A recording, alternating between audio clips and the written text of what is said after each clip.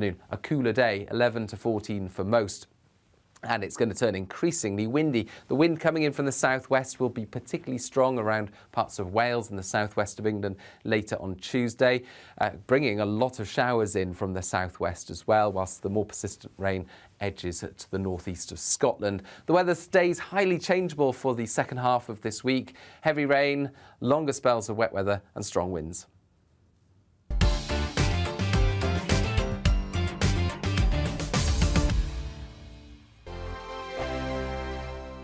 Monday to Thursday nights on GB News. At 6, it's Dubes & Co. 7 o'clock, Farage.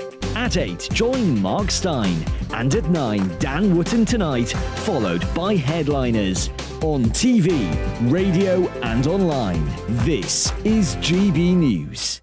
Join my show Farage, 7 p.m. till 8 p.m. Monday through Thursday. And there you will get opinion, analysis, debate, and I'll cover stories that nobody else dares to touch.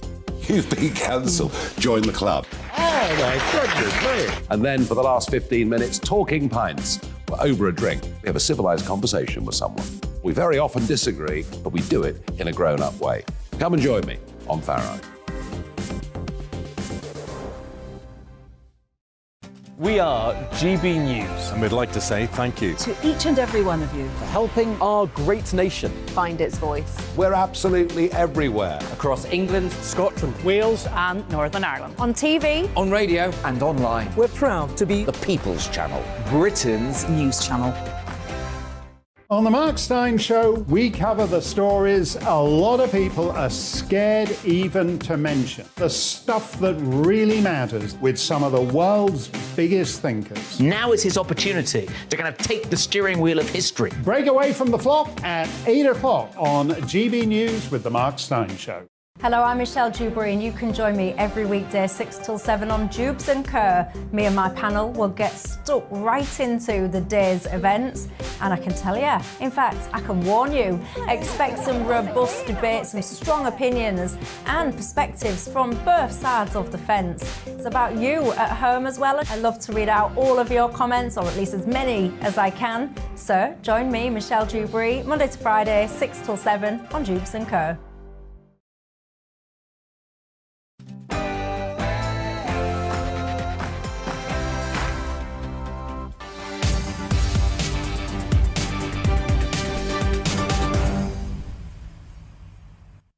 Hello and a very warm welcome to GB News Live with me, Mark Longhurst, and we've got another packed programme for you today.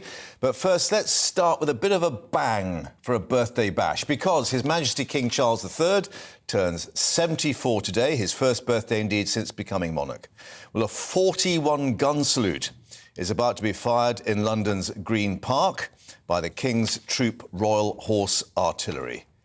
Then the band of the Scots Guards will be performing Happy Birthday at the changing of the guard at Buckingham Palace, although we understand the King will be celebrating his birthday privately. Those are the pictures, and I think that first gun salute has been fired. There's another one going there, and we are being told there will be another gun salute at Tower Bridge a little later, which will number... Yes, there we go. We've got the sound up as well. That's a proper bang there to wish His Majesty happy birthday. And it'll be a 62-gun salute at the Tower of London later with the Honourable Artillery Company.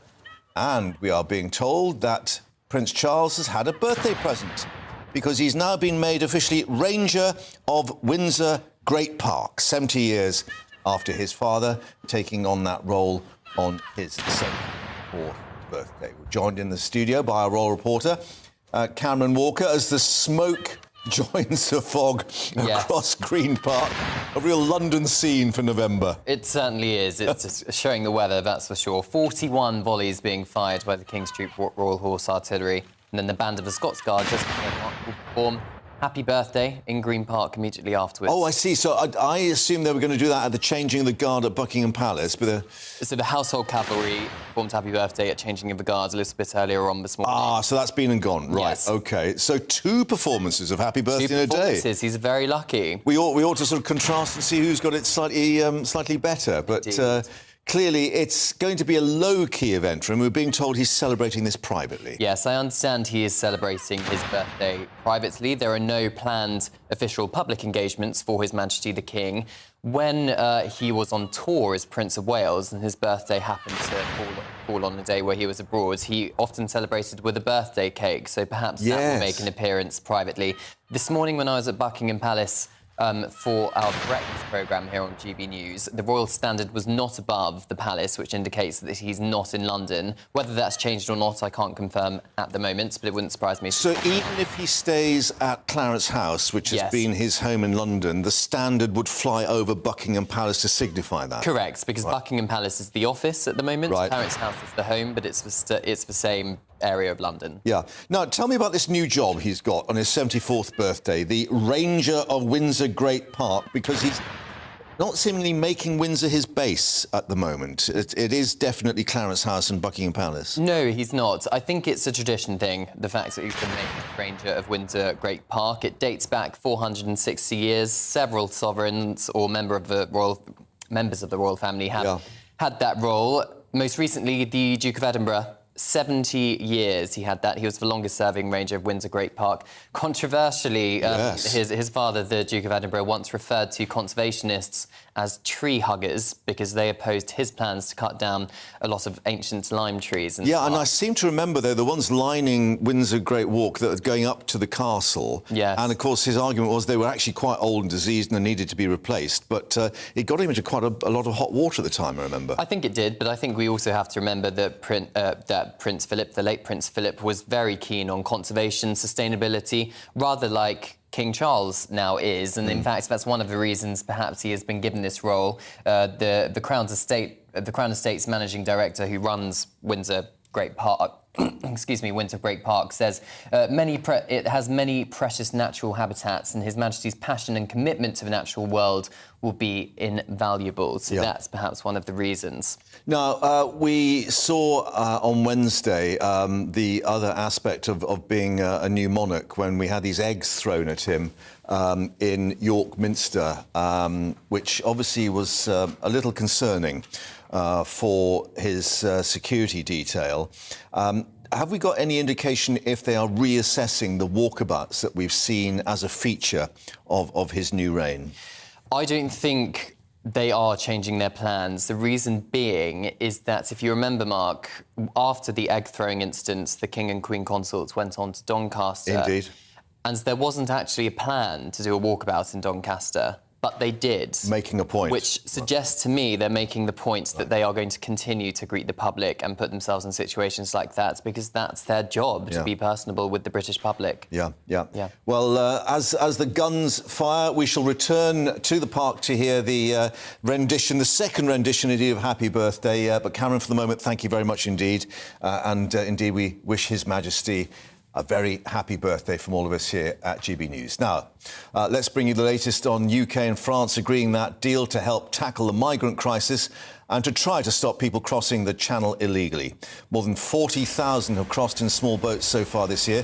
Another 853, we're being told, this Sunday alone. Well, under this updated agreement, UK police officers will be embedded, as they say, with their French counterparts in control rooms and on the beaches. Other measures including investment in CCTV, as well as plans to equip the officers with drones and night vision goggles. Well, the Home Secretary, Suella Braverman, says that the deal, worth some £63 million to France annually, will benefit both countries. This is what the Home Secretary said a little earlier. We take a multi-dimensional approach. There's no single answer. There's no quick fix. There's no silver bullet.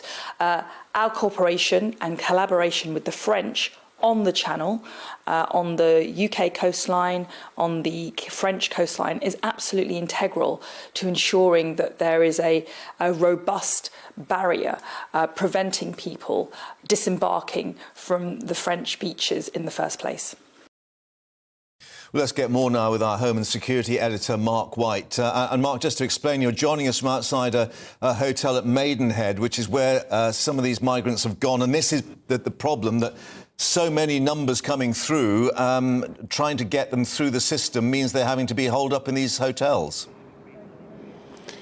Yeah, it's a perfect illustration of the problem that many communities right across the country are facing. Here in Maidenhead, the Holiday Inn, one of the main hotels in town, was taken over some 6 months ago. I was speaking to a young member of staff here, actually, who was employed here, then got made redundant during the time of COVID, was hoping to come back and work at the hotel, but just after the hotel was refurbished, after the COVID pandemic subsided, the owners of the hotel gave it over to these third-party contractors on behalf of the Home Office to house asylum seekers, and hundreds have been here for the past 6 months. Members of the community that have been coming out past us here today, some people have had good things to say about those in the hotel, a lot haven't. A lot are very concerned about the fact that many of these, mainly young men, are hanging about the streets, some of them drinking and up to anti-social behaviour, and otherwise just making a nuisance of themselves. So some concerns here which are replicated, as I say, in communities right across the country, and it's going to continue to be an issue as long as the boats keep coming. And once again today, Mark, hundreds have come across the channel. According to our producer in Kent, he filmed one sequence of a small boat on the beach. Now this is at St Margaret's, which is between Dover and Deal. There were 10 people on this particular boat. Our producer thinks they may have been Albanian. Those 10 people ran off. 3 have since been apprehended, but 7 others have disappeared. No sign of them so far, but the authorities are continuing to check, Mark.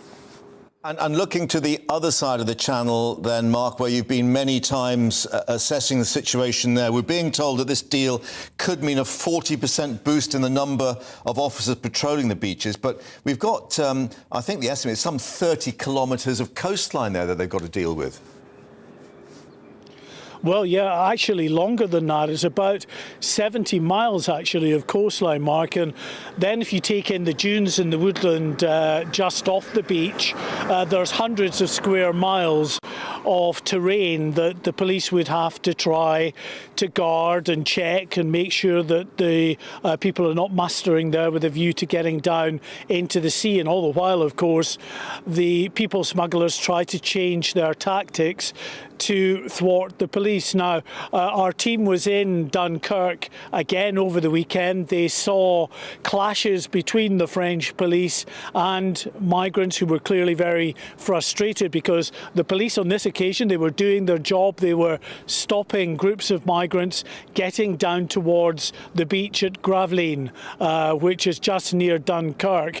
There was a couple of hundred involved in running clashes with the police, throwing stones and sticks at the police. The police responded with CS gas pepper spray that they used on the migrants to push them back as well. Now, we're told that as part of this deal, Mark, signed today by Suella Braverman and her French counterpart, there will be a 40% uplift in the number of police officers down on the beach.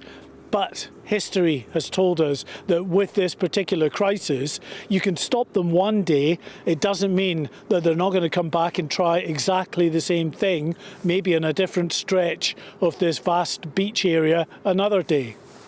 And very quickly then, Mark, a task force, we're being told by Suella Braverman, to deal with the organised crime element, which clearly, as you've been indicating, is behind the supply of the boats in particular. Yeah, so we're told greater cooperation, more money to have high tech in the with the likes of drones and other sort of equipment that will help get a better read of what's going on there. Closer liaison with British officers going over to work in the control rooms. But we've heard this kind of rhetoric before. We were just looking actually back at a news release that came out exactly a year ago from one Priti Patel talking about millions of extra for the French to increase cooperation, to put more security forces on the beach. What did it do? Nothing at all. They've come in ever greater numbers since then. Yeah, and of course we'll see what the weather does in these weeks ahead with storms forecast, certainly for the end of this week. But Mark, outside that hotel in Maidenhead, thank you for updating us on that. Well, let's speak now to international security and border control expert Henry Bolton, who's joining us. Henry, thank you very much for your time. We're being told that Suella Braverman's heading to Frankfurt later to discuss with other G7 leaders about the way forward on this. It does seem, in terms of tackling organised crime particularly, there has to be some kind of international effort. Indeed. I mean, I should say from the outset that I'm not in any way opposed to agreements with the French, not at all. I think that's part of the puzzle that's got to be put together to deal with this problem. And indeed, speaking to the European Union and speaking to our friends and allies in Europe and further afield is absolutely necessary. And I'm glad to see Suella Braverman is now engaging more broadly because, this is, as I say, it's one part of the puzzle.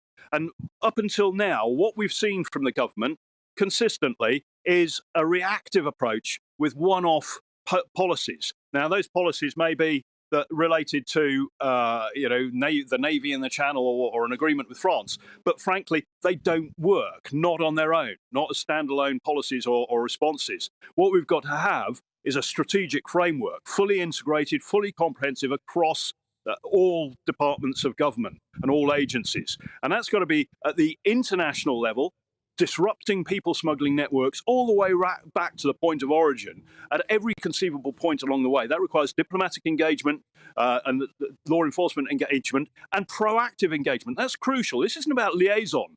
This is about using intelligence and tactical operations on the ground in coordination with our friends and allies along the route to actually go hunting these people. It was a program that we used to have until 2006, until Tony Blair pulled the funding on it. Why? You'd have to ask him. But we need to have that fully integrated approach rather than what we've got at the moment, which is uncoordinated and incoherent. We really need a situation where we've got a framework that creates the sum of the whole is greater than that of the parts. At the moment, what we've got is a lot of parts. But how much should we contribute to that in terms of the money? I mean, 63 million we're being told now in this deal with France. Clearly, if we're talking about pan-European strategies, it's going to cost a lot more, given, of course, the cost of living crisis and what we might be finding out on Thursday. Well, obviously, I'm not directly privy to the discussions that have been going on with the French. But as somebody who's actually worked borders and worked the fight against organised crime, including Albanian organised crime in that region, I'm puzzled as to why we've got to put that money up. I really am. Yes, we're subsidising the gendarmerie and the reservists that the gendarmerie deploy on the patrols on the North French coast. Yeah, there's various things. We've got to pay for the expense of putting our liaison officers in those control rooms. I have nothing against that. But this amount of 63 million, as I understand, per year, it seems a massive amount. And I believe, and I'd love to sit down with the Home Office and go through this, but I believe that we'd be far better off and it'd be far more effective if we use that money to actually effect that upstream disruption of organised crime and the people smuggling and used it to reform the way that we manage our borders. And just as an example of what I mean by that, we've got an incoherent approach on our maritime borders. We've got about 8 agencies operating patrol boats, doing entirely different jobs in the Channel, where they should actually be one agency affecting law enforcement across the board, rather like the US Coast Guard or the Finnish Coast Guard. But we need to reform what we do there. Border Force should be a law enforcement agency in its own right, like a police force. Many people don't understand that it's not. They're actually civil servants. Yeah. I mean, just very quickly, the one problem there is because the Royal Navy has indicated it doesn't want to take on that role, and it says it doesn't have the capability to undertake that. And that's correct. They're right. And in fact, their deployment was a bizarre thing at the time. I think Priti Patel was just, putting something out there that looked good in the media to sort of to appease, if you like, the anti-immigration bloc. And it's to an extent it worked. But we've got to be realistic here. The Navy, the military have their own tasks to fulfill globally. And that's right. But we shouldn't be asking them to step into effectively a law enforcement role. Our border agents, our border force, should actually have the capability that it needs. We're leasing boats. We're hiring boats for Border Force. They should have their own fleet. Let's bring in the Coast Guard. Let's bring Border Force into it. Let's bring some of the naval assets, perhaps, and various other assets that are out there. Maritime or fisheries protection should be one agency policing that maritime border. It's a border. It's not just an immigration problem. It's dealing with heroin, cocaine, trafficking in boats across the border, the maritime border, and it's dealing with fisheries violations and immigration violations. Let's have one agency working in a coherent, use that terrible phrase, joined up approach with one plan, one strategy, and one framework. Let's get Henry, it with sorted out. some joined up thinking down there in Kent, thanks very much indeed for your time here on GB News. Thanks for joining us. Thank you. Now, 1 year ago today, Imad al-Swaymin blew up a taxi outside Liverpool Women's Hospital. Though the bomber was the only person to be killed in that blast, the incident shocked the country and was considered an act of terrorism. Well, our North West of England reporter Sophie Reaper looks back at that terrible event. An act of terrorism that rocked the nation. 1 year ago today, as people around the UK gathered to mark Remembrance Sunday, one man had other ideas. On the morning of November 14th, 2021, Imad al-Swaymin booked a taxi to take him from Rutland Avenue to Liverpool Women's Hospital. As the vehicle arrived at the destination, he detonated a homemade explosive device which engulfed the taxi in flames. Driver David Perry miraculously escaped. Swaymin did not. One man who saw it all unfold was Darren Knowles, who was working as a hospital security guard at the time. I was just at the side of my car on my brake, pumping my tyre up because it had a bit of a flat tyre. Next minute, I seen the taxi rush in, and I looked over thinking, why was it speeding? Because you don't really see that at a hospital. And then next minute, I just heard a slight bang and saw grey smoke and black smoke. So like coming from the front of the car, so we ran over, saw the taxi driver get out, grabbed him, tried to go back for his takings, his mobile phone and everything, and I just held him back saying no, it'll probably go up again, and he told me basically what had happened and there was a terrorist inside the car. How do you think the people of Liverpool were impacted by this act of terrorism? All of us just couldn't believe what happened, especially with it being a children's hospital where babies are born and young families and everything. We're just horrific, traumatised. It's a memory that I'm never ever going to lose. It's just something I've got to learn to cope with. A year on, although the day-to-day may have returned to normal, there is a sense that things will never be the same at Liverpool Women's. In a statement, the hospital's chief executive said, whilst we can be grateful that the absolute worst did not happen, there is no escaping the fact that there was intent to cause significant harm. The scars on our buildings have diminished, but some of the deeper scars of that terrible intent remain. Now, although a full year has elapsed, the people of Liverpool will never forget this act of terror against their proud city. Sophie Reaper, GB News.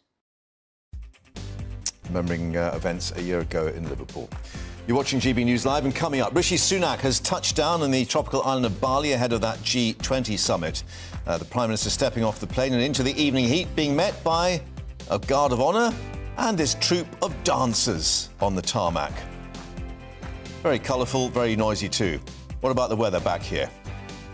Hello again, I'm Aidan McGivern from the Met Office. It's been a misty, murky start for many, but the fog now clearing and leaving a lot of cloud behind with some rain. A weak weather front is crossing the country from the west. That's brought some splashes of rain to western areas, the southwest of England, Wales, western Scotland, Northern Ireland earlier in the day. It is edging its way eastwards, not bringing a great deal of wet weather, but it will continue to bring some light to moderate outbreaks of rain to western and then eventually central Scotland into parts of mid-Wales and then moving into parts of central southern England.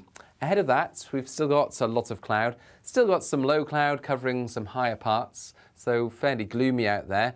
Not as mild as it has been, but still temperatures above average, 15 Celsius in London. Fresher air coming into Northern Ireland, 12 to 13 here, with some sunshine later in the day. And that clear slot transfers east overnight, but rain and strong winds return to Northern Ireland, Wales and the southwest. And this area of rain is heavier, it's more intense. There'll be some lively weather coming through overnight across western parts of the UK, that's for sure. But with all of that weather coming in from the west, it's going to be a mild night. And an unsettled start to Tuesday for most. We've got this heavy and persistent rain. We've got this strong wind coming up from the south as well. The rain clears the west again, returning to sunshine for Northern Ireland, parts of Wales and the southwest for a time, but further showers and some longer spells of rain arrive here, whilst the more persistent wet weather ends up across eastern Scotland and northern England by the afternoon. A cooler day, 11 to 14 for most. And it's going to turn increasingly windy. The wind coming in from the southwest will be particularly strong around parts of Wales and the southwest of England later on Tuesday, bringing a lot of showers in from the southwest as well, whilst the more persistent rain edges to the northeast of Scotland. The weather stays highly changeable for the second half of this week. Heavy rain, longer spells of wet weather and strong winds. Join me, Arlene Foster, for the briefing on GB News. Every Friday at 3 p.m, I'll give you all the latest political news and analysis, and we'll have robust live debate. To make sure that you're caught up on all of the biggest issues of the day, we'll bring on experts in their field.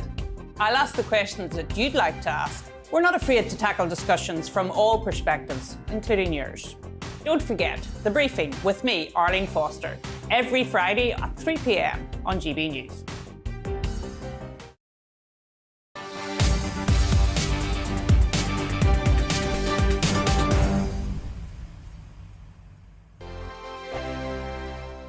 Every morning from 6 o'clock, we'll wake you up with GB News Breakfast with all the stories you didn't know from the night before. So whether it's serious news, entertainment, or your own views from all over our great nation, we're here to kick off your day with a smile. The national media should be reflecting and reporting what's happening here. You will notice the northwestern accents.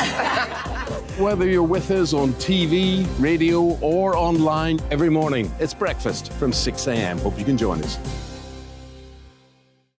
I'm Dan Wootton. Join me Monday to Thursday from 9 to 11 for the feistiest and most fun news debate on TV, where free speech reigns. I'll bring you a sharp take on the day's biggest stories, bombshell newsmaker interviews, and A-list guests.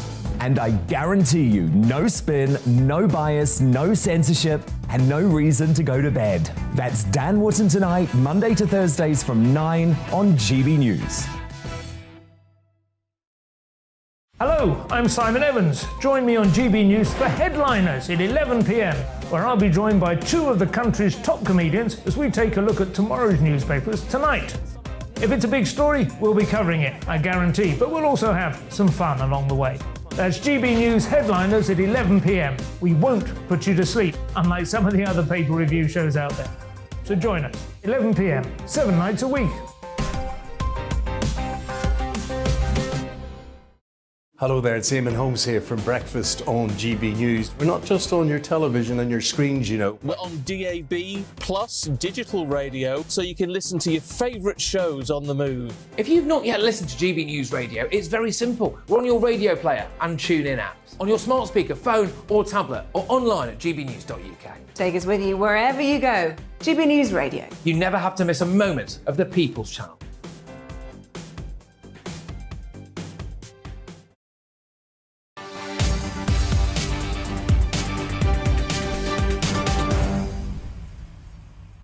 And welcome back to GB News Live. Now, Rishi Sunak has arrived in Bali ahead of a two-day summit where he'll be holding talks with other leaders from some of the world's largest economies. Also, the first encounter between a British Prime Minister and a Russian representative since the invasion of Ukraine back in February. But reports suggest that Russia's Foreign Minister, Sergei Lavrov, has been treated for a heart condition after being admitted to hospital upon arriving there.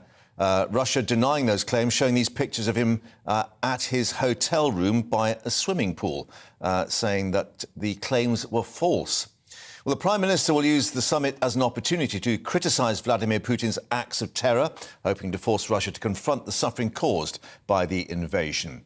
Let's cross live now to our political correspondent Tom Harwood, who's in Downing Street. Tom, what are we making of these claims that he had to be rushed to hospital and treated for a heart condition? Russia sort of putting these pictures out of him relaxing by the swimming pool at the hotel. Yes, it's all very strange. Of course, this morning the Associated Press said that they had 3 separate sources from Indonesia saying that that Sergei Lavrov had been admitted to hospital. 2 of those 3 sources, according to Associated Press, were saying it was due to a heart condition. But only a few minutes later, the Russians were putting out their own story saying that that was not true at all, that in fact Sergei Lavrov was fit and well, and like all the rumours around Vladimir Putin's health, these rumours around Sergei Lavrov's health were unfounded and untrue too. Now, I have to say that for the British government's perspective, they are not revealing if they know any more information about this. They're not saying that they do. There may well be more information about this to come later today from teams in the ground in the G20, but I've just been speaking with the Prime Minister's official spokesman, and it has to be said that everyone seemed a little bit flummoxed. Learning the Kremlin actually has issued a statement saying it's fake news, but of course it's said that about a lot of other things recently. But the significance of this, of course, we understand that Rishi Sunak was not going to pull his punches, accusing Russia of being a rogue state. Yes, to some extent this G20 is an opportunity really for the government to try and get back on the front foot when it comes to communications, because of course the G20 is an organisation of which Russia is a member, one of the few international forums where Russia still participates, even though the president of Russia, of course, Vladimir Putin, is not attending. His foreign minister, Sergei Lavrov, is instead. But really what the British government has been doing in terms of its messaging around this meeting of heads of nations is to try and emphasise that the global issues that many countries around the world are facing right now, the US, the EU, the UK in particular, are due to and as a consequence of Russia's brutal invasion of Ukraine, the energy crisis that's tipping much of the world into recession right now, and indeed the food crisis for the global south, all to do with that war in Ukraine. And really what I expect the Prime Minister will be saying time and time again over the next 3 days at this summit in Bali is just how many of these problems are a consequence of this war in Ukraine, and how important it is to bring this war to a conclusion, to a victory for Ukraine as soon as possible. Yeah, and it is his first time, of course, on the international stage as leader. And we understand that he will be pushing this economic agenda to try and reduce the world's reliance on Russian oil and gas, effectively trying to isolate the country, I suppose. Yes, and of course it's easier for the British government to say something like this when so little of our gas comes from Russia, and indeed so little of our oil too. Of course, much harder for countries like Germany that have been very, very slow on weaning themselves off Russian imports. So yes, there's a bit of a tension there perhaps in the Western alliance. The United States, Canada and Britain much more in favour of saying that Russian imports of these things should be scaled back and stopped in a shorter time frame, whereas many continental European countries have a different point of view. Tom in Downing Street, thank you very much indeed for that. But let's also tell you that we've got Darren McCaffrey, our political editor, who'll be live for us in Bali a little later here on GB News Live. Tom, for the moment, thanks very much indeed. Let's just reflect on some of your views coming in on the latest on the migrant crisis. Dave has been in touch to say, so did we establish that the 65, actually I think it's 63, Dave, million that we're giving to the French will stop the boats once launched instead of chaperoning them to British waters? Also, will the ones that came ashore illegally this time be charged with that offence, as they're clearly trying to evade authorities and enter illegally under the new Borders Act? Marvin, meanwhile, saying, why are the police trying to stop the migrants getting into the sea, let them get onto the beach with the boats, then destroy the boats? Don't hunt them down. Have the police on the beach and in boats coasting just destroying boats. A bit confused on that. However, I think obviously the instance is that the French have actually been puncturing some of those boats to stop them being launched. Steve says that until British Navy or Border Force boats can take migrants directly back to France, you won't see any difference. Keep the views coming. gbviews@gbnews.uk. Well, so we've just been discussing about the Prime Minister. Coming up, could there be trouble ahead for Rishi Sunak and Jeremy Hunt, with the Chancellor saying that all of us will be facing tax rises? Let's get more news headlines now. Rosie's waiting for us.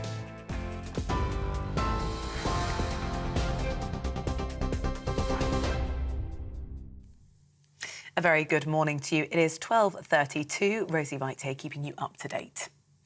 The UK and France have signed a historic agreement to tackle the migrant crisis. Now, a quick warning, the video we're going to show you has flash photography. British staff now will be working in French border control rooms for the first time, and the number of officers patrolling beaches will be boosted by 40%. The new deal's designed to stop people crossing the Channel illegally. Over 40,000 asylum seekers have made the journey so far this year. The Prime Minister will call on world leaders to cooperate to fix global economic instabilities at the G20 summit this week. Rishi Sunak has arrived in Indonesia for the conference in Bali tomorrow. He'll appeal to fellow leaders to offer government support to the most vulnerable. Mr Sunak will promote a 5-point plan, including urging allies to transition away from dependency on Russian energy. Meanwhile, the Prime Minister has said that Thursday's autumn budget will put the country's public finances on a sustainable trajectory. Rishi Sunak's working to reassure and convince the markets that the government has a sound plan to fix the economy. The Chancellor's warned that everyone will need to pay a bit more tax and said sacrifices are needed to balance the books. The King is 74 today, his first birthday as monarch.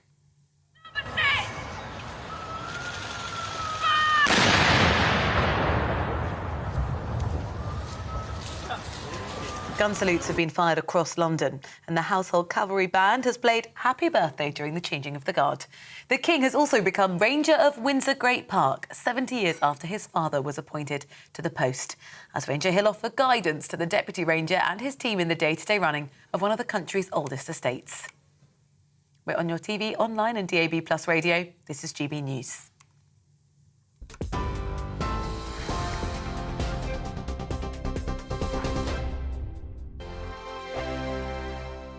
We are GB News, and we'd like to say thank you to each and every one of you for bringing us your conversations, for helping our great nation find its voice. We are here for you on radio, television, and online, across England, Scotland, Wales, and Northern Ireland. It's not the BBC, you actually get your facts right. We are proud to be GB News, the People's Channel, Britain's news channel. Every Friday and Sunday night from 9, it's Mark Dolan Tonight. We're on the same page again. There's something weird happening. Let Ian finish. Don't be such a cranky. That mini budget was the tip of the iceberg. And on Saturday, my show just got bigger. From 8, it's Mark Dolan's Saturday Night In. You can't govern a country if you can't speak. Stop talking. My God, we reached the end. I've never been early in my life. Only on GB News, the People's Channel. Monday to Thursday on GB News, it's Bev Turner Today from 10 a.m. There's never been a more interesting but also critical time in British politics, and I can't wait to bring you the biggest stories of the day with the best factual accuracy and also a few of my own opinions thrown in. We'll engage in passionate but always polite debate with your thoughts and opinions at the centre of it all. Monday to Thursday, 10 till 12 on TV, on radio and online. Hi there, it's Stephen and Anne. At breakfast from 6 a.m, you'll always be caught up with everything you need to know, the latest headlines, opinions and debates. We'll bring you the good news and the bad, but most of all, we're here for you. Remember, send in your views and let us know what you would like us to talk about. That's because we're your news channel. And every morning at 6 a.m, it's breakfast on GB News.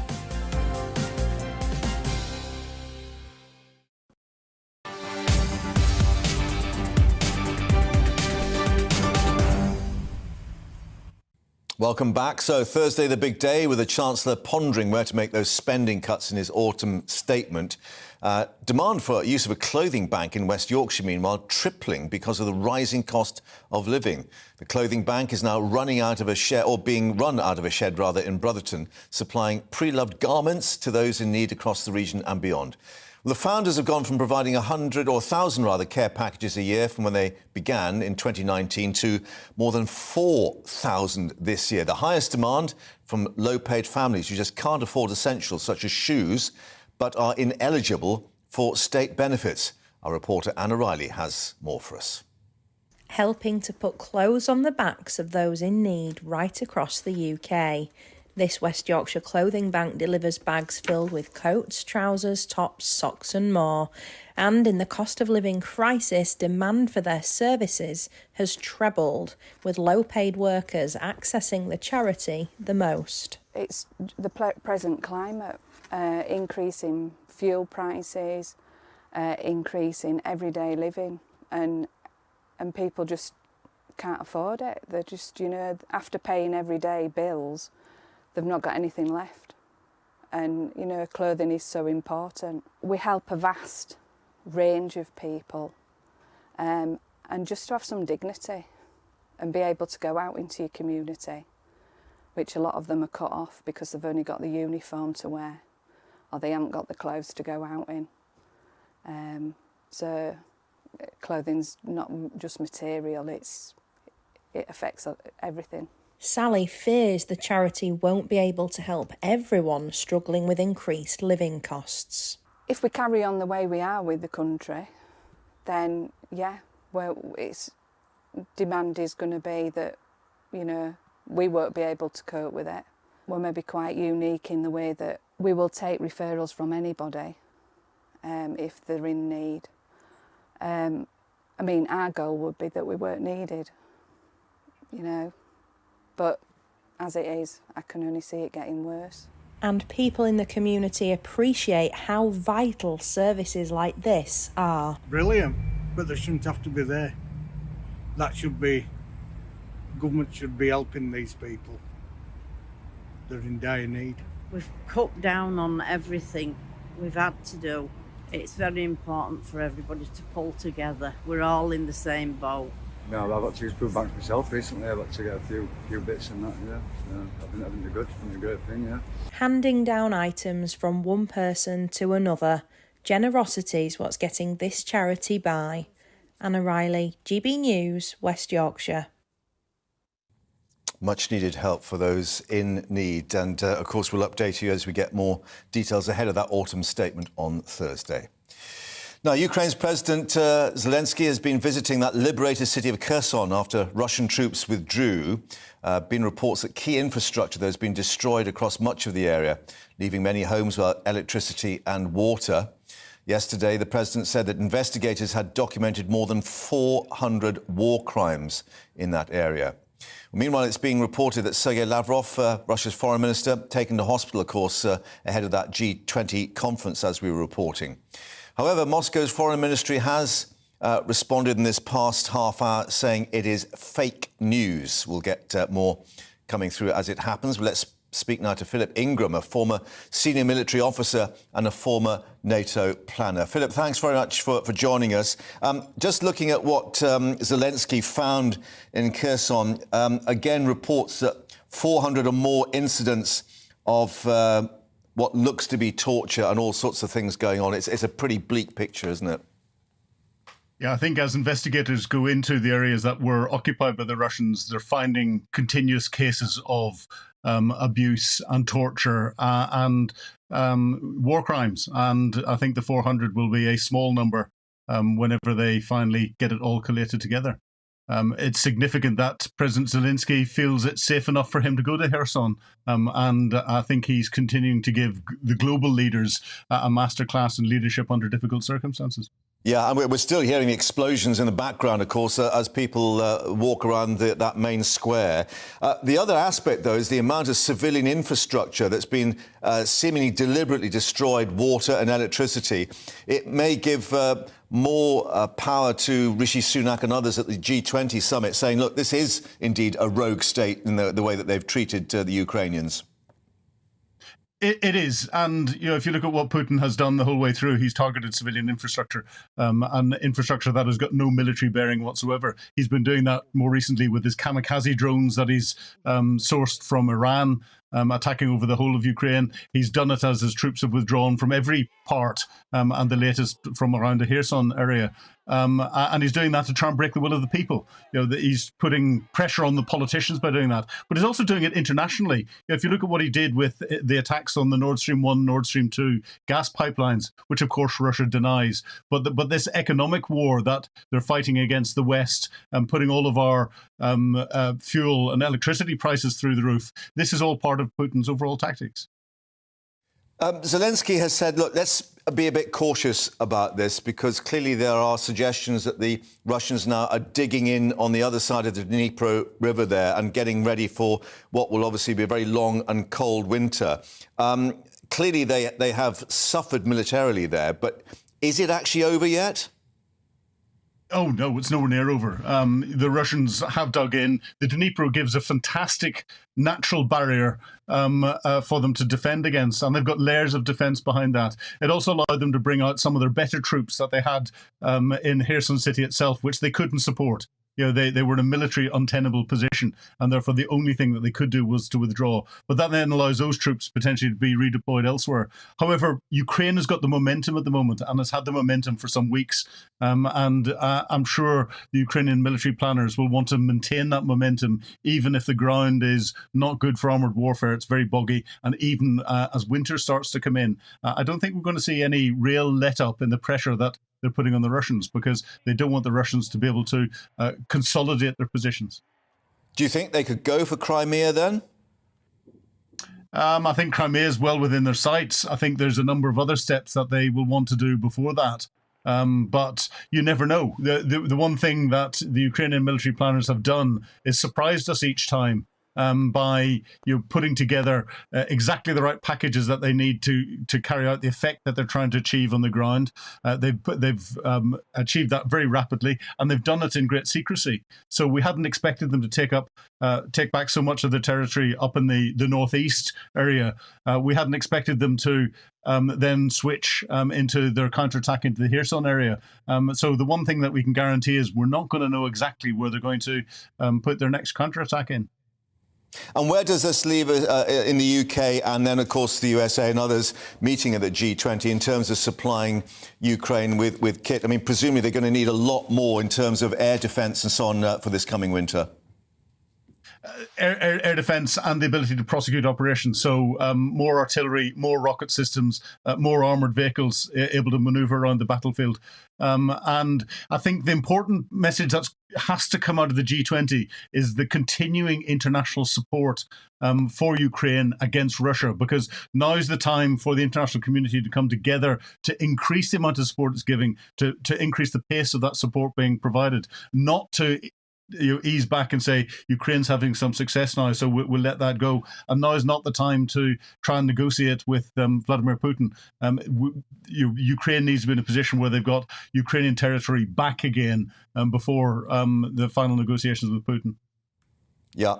Well, thank you very much indeed for your assessment. And, of course, we'll see what happens in these weeks ahead. And clearly the Ukrainians believe that they may be getting the upper hand in many of these areas. Thanks very much indeed for your analysis.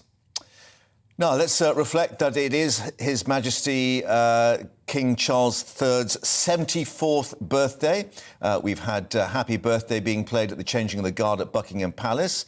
And we've also had the gun salute in Green Park, though we understand the King will be celebrating his birthday privately. What does that mean? We're joined once more by our royal reporter, Cameron Walker. How does a king celebrate his birthday, I wonder? Well, who knows? Definitely a birthday cake, perhaps. We've seen that in public on royal tours in the past. But I think what perhaps is more interesting, the question is, will he have two birthdays, as is tradition with interesting monarchies? Question. Yes, the official birthday for the accession, and then the private birthday. Exactly. Right. So if you remember back to Her late Majesty the Queen, she had one in April for the day she was born, and she had a separate one, usually mid-June, to coincide with Trooping the Colour celebrations, as well as the Queen's birthday honours list. It's a tradition which dates back to the 1700s when a monarch's birthday doesn't fall in the summer months. They were given another one in the summer months to celebrate.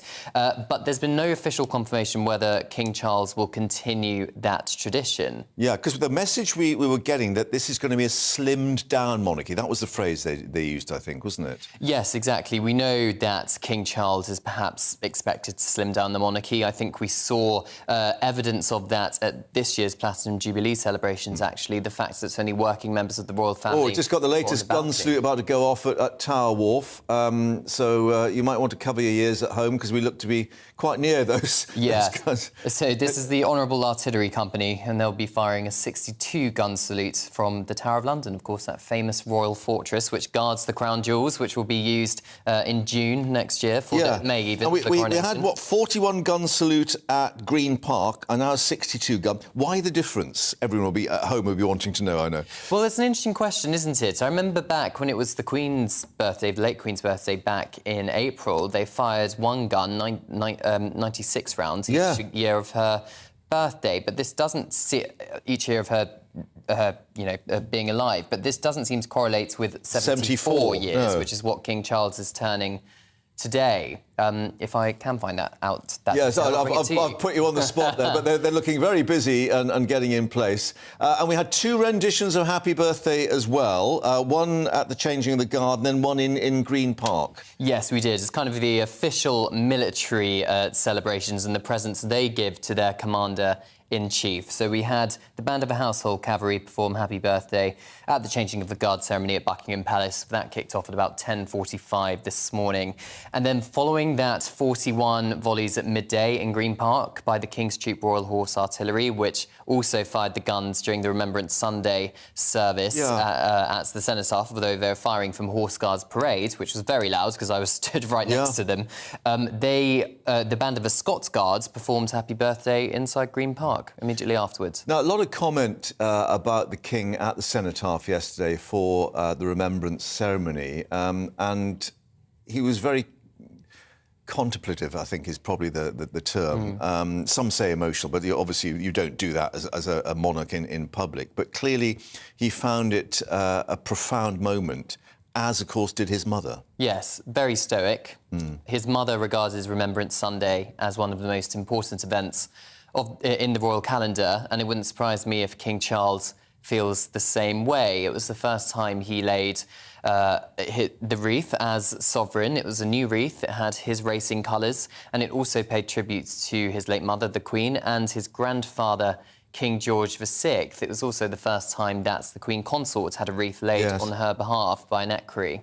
Now, one thing I did notice, that on his greatcoat, the RAF greatcoat, he still had the royal cipher ER for Elizabeth R. Now, do we know if that's going to be carried on as a tradition? Because clearly we are now, for instance, saying King's Council instead of Queen's Council in the courts of law and so on. I think we're very much in a transition phase. If you look at the royal family's website, actually, a lot of the pages are still outdated, and it says on a banner at the top, some stuff is still outdated. Well, stamps, I suppose. That's the other thing, yes, isn't it? money, of course. Another they still have the Queen's head on up until December, when we get that new 50p with King Charles's head on. So I think over time we'll get King Charles's new cipher. But interestingly, there were 2 handwritten letters on the 2 wreaths laid by the King and Queen consorts, and they contained the new cipher. The Prince of Wales's wreath as well, it had the Welsh red ribbon on. That was a new addition, perhaps reflecting the Prince of Wales, Prince William's belief that he wants to pay tributes to the people of Wales. And are we going to see this increasingly, that the Prince of Wales is at a lot of these events with his father, that they are stressing the continuation over the generations? They certainly are. You certainly see members of the royal family up all together in arms, as it were, for events such as this. These ceremonial moments which shows the continuation of the monarchy. Of course, Prince George, Prince William's son, is very young at the moment. He's still at school. But when he comes of age, it wouldn't surprise me if we see them more in public together as the three heirs, as it were. Now, what is the timetable looking like? Because we had the walkabouts, as you were saying, featured at York Minster when the eggs were thrown, and then Doncaster, city status being bestowed.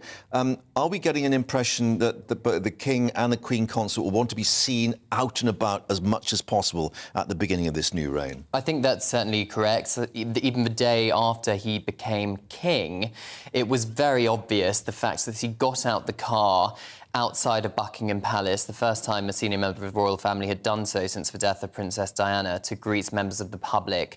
Walkabouts seem to be becoming more of a feature in away days, non-official engagements with both the King, Queen Consort and the Prince and Princess of Wales. Also, interestingly, I noticed a number of them are obliged and are willing to take selfies with members of the public, being very modern, perhaps more Prince and Princess of Wales doing that. But that used to be against protocol, because I remember the Duchess of Sussex, when she was still Meghan Markle, before she married Prince Harry, at their first royal engagement in Nottingham together as an officially engaged royal couple, a member of the crowd asked Meghan if she could have a selfie with her, and Meghan replied, "I'm not allowed." So clearly that rule has changed. Yes, so because she obviously got the briefing before being allowed out to meet the public. I think they've come to attention, so I think the guns will be fired fairly shortly, so we'll perhaps return to that in a moment. We have been waiting a while, but Cameron, thanks for taking us through that as the celebrations continue with 62 guns, I think we were being told, there at Tower Bridge. So we'll reflect on that a little later. But let's just bring you up to speed with what Rishi Sunak has been saying out in Bali. He's been speaking to reporters at that G20 summit, saying he's confident that the number of illegal migrants arriving in the UK will come down, but declining to guarantee that they will fall next year. He was speaking to reporters at the Hilton Hotel in Bali after arriving for the summit. "I'm confident we can get the numbers down, but I also want to be honest with people," he said, "that it isn't a single thing that will magically solve this. We can't do it overnight, but people should be absolutely reassured that this is a top priority for me. I'm gripping it, and as I've been saying in the time that I've been Prime Minister, you're already starting to see some progress with this deal with the French, but that's a start. There's lots more we need to do." Well, earlier we spoke to Foreign Secretary James Cleverly and Labour's Shadow Minister for Immigration, Stephen Kinnock, to get their reflections on this deal between the UK and France.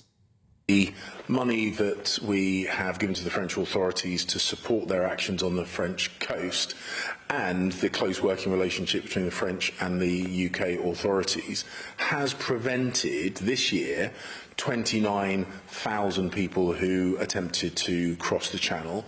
It's helped bring about 500 arrests of people traffickers. It's helped break over 50 criminal gangs. So the money is making a difference, but what we have got to recognise, as your report indicated, the people smugglers are changing their tactics. We need to evolve our tactics as well. Having British border officials in the French control rooms gives us greater coordination and greater effectiveness, and together we will crack down on these illegal criminal gangs, because it's in both the French interests and the British interest to do so.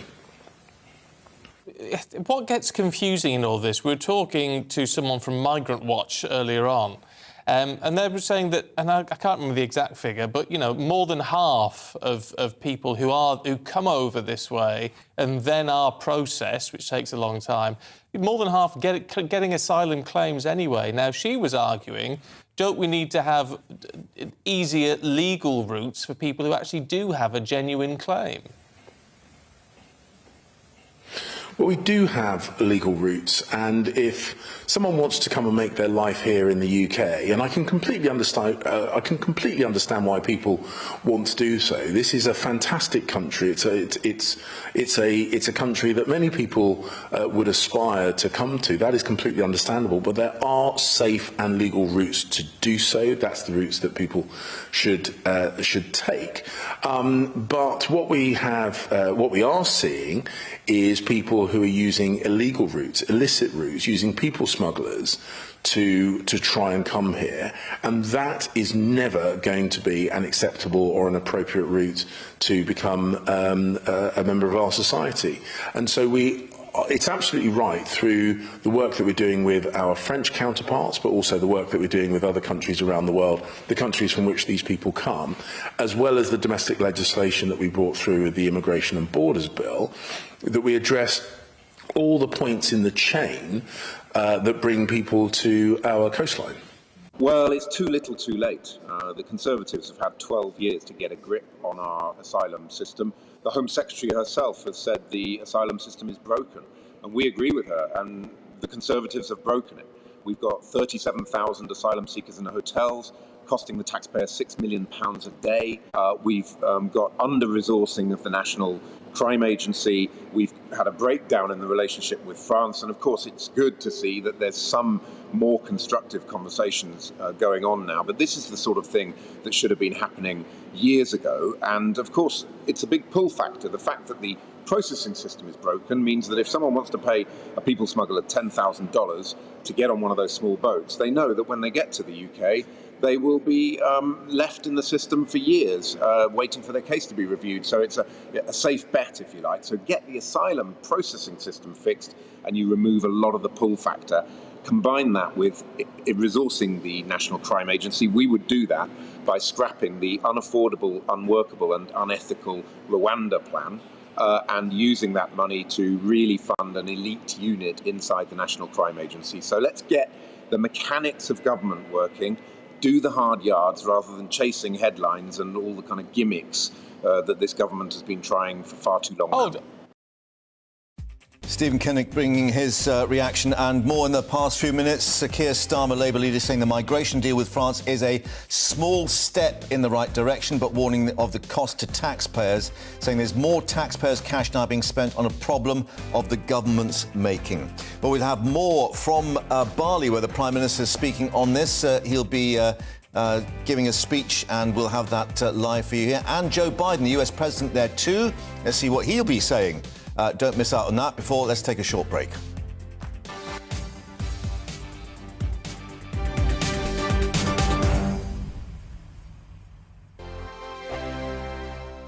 Monday to Thursday nights on GB News. At 6, it's Dubes & Co. 7 o'clock, Farage. At 8, join Mark Stein. And at 9, Dan Wootton Tonight, followed by Headliners. On TV, radio and online. This is GB News. Join my show Farage, 7 p.m. till 8 p.m. Monday through Thursday. And there you will get opinion, analysis, debate, and I'll cover stories that nobody else dares to touch. You've been cancelled. Join the club. Oh my goodness, brilliant. And then for the last 15 minutes, talking pints. Over a drink, we have a civilised conversation with someone. We very often disagree, but we do it in a grown-up way. Come and join me on Farage. We are GB News. And we'd like to say thank you to each and every one of you for helping our great nation find its voice. We're absolutely everywhere. Across England, Scotland, Wales and Northern Ireland. On TV, on radio and online. We're proud to be the People's Channel, Britain's news channel. On the Mark Stein Show, we cover the stories a lot of people are scared even to mention. The stuff that really matters with some of the world's biggest thinkers. Now is his opportunity to kind of take the steering wheel of history. Break away from the flock at 8 o'clock on GB News with the Mark Stein Show. Hello, I'm Michelle Dewberry, and you can join me every weekday 6 till 7 on Dubes & Kerr. Me and my panel will get stuck right into the day's events, and I can tell you, in fact, I can warn you, expect some robust debates, some strong opinions and perspectives from both sides of the fence. It's about you at home as well. I love to read out all of your comments, or at least as many as I can. So join me, Michelle Dewberry, Monday to Friday, 6 till 7 on Dubes & Kerr.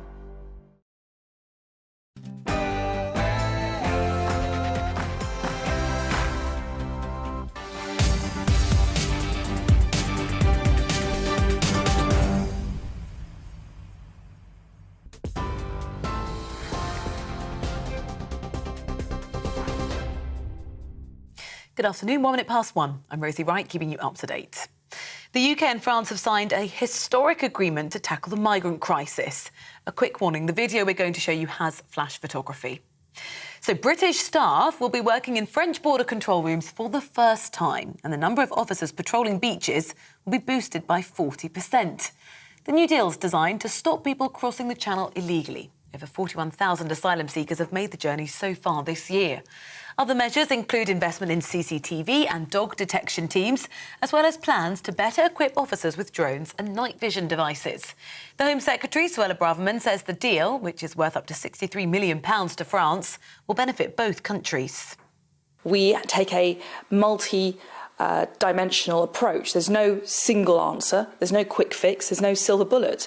Our cooperation and collaboration with the French on the Channel, on the UK coastline, on the French coastline, is absolutely integral to ensuring that there is a robust barrier preventing people disembarking from the French beaches in the first place. GB News has learned that 10 people tried to escape authorities in Kent this morning after arriving on a small boat.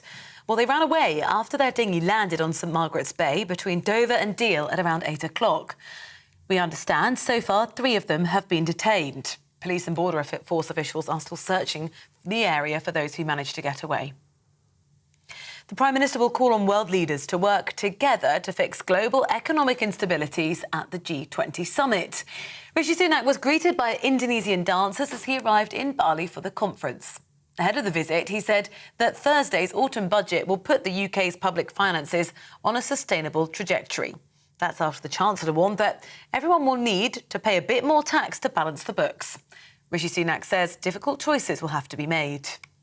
The Chancellor has set that out very recently, indeed. And I think the right thing, though, is to be honest with the country. And we shouldn't pretend that there aren't some difficult choices ahead, because that's what's required to ensure that in the long term, we can do the things that will benefit people's finances. Because if inflation gets out of control, that's not going to help anyone. If interest rates keep spiralling, that's not going to help anyone. But I'm confident that what the government will deliver on Thursday will be fair, it will be compassionate, it will deal with the challenges we face and put us on a path to recovery for the future. Meanwhile, Russia's Foreign Minister, Sergei Lavrov, has appeared on camera to deny reports that he was taken to hospital after arriving in Bali. He was said to have been treated for a heart condition. Lavrov described it as false reporting. Bali's governor said that he had attended for a checkup but left in good health. Russia's war in Ukraine is going to dominate talks at the conference. President Volodymyr Zelensky's visited the newly recaptured city of Kherson. He addressed his troops just days after Russian forces were forced to withdraw after months of occupation. President Zelensky, who's accused Moscow of committing more than 400 war crimes in the area, also thanked NATO and other allies for their support.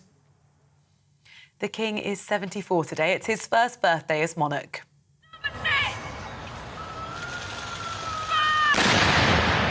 Gun salutes have been fired across London, and the Household Cavalry Band played Happy Birthday during changing of the guards. A new image of the King's also been released as he becomes Ranger of Windsor Great Park, 70 years after his father was appointed to the post. He'll offer guidance to the deputy and his team in the day-to-day running of one of the country's oldest estates. You're up to date on GB News. I'll bring you more as it happens. Now back to Mark.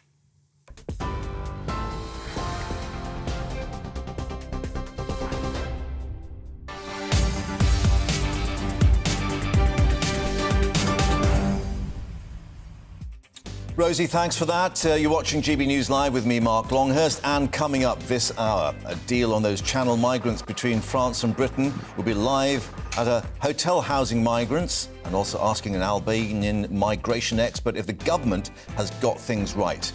It's a big week for Rishi Sunak. Cuts in the autumn statement due to be unveiled on Thursday. Today, he's in Bali for the G20 summit with tension over Ukraine as Vladimir Putin stays away, but reports his foreign minister had to be taken to hospital. And bad news for Donald Trump's re-election bid. His candidates do worse than expected, and Joe Biden's Democrats keep hold of the Senate. What does that mean for the presidential election campaign in 2 years' time?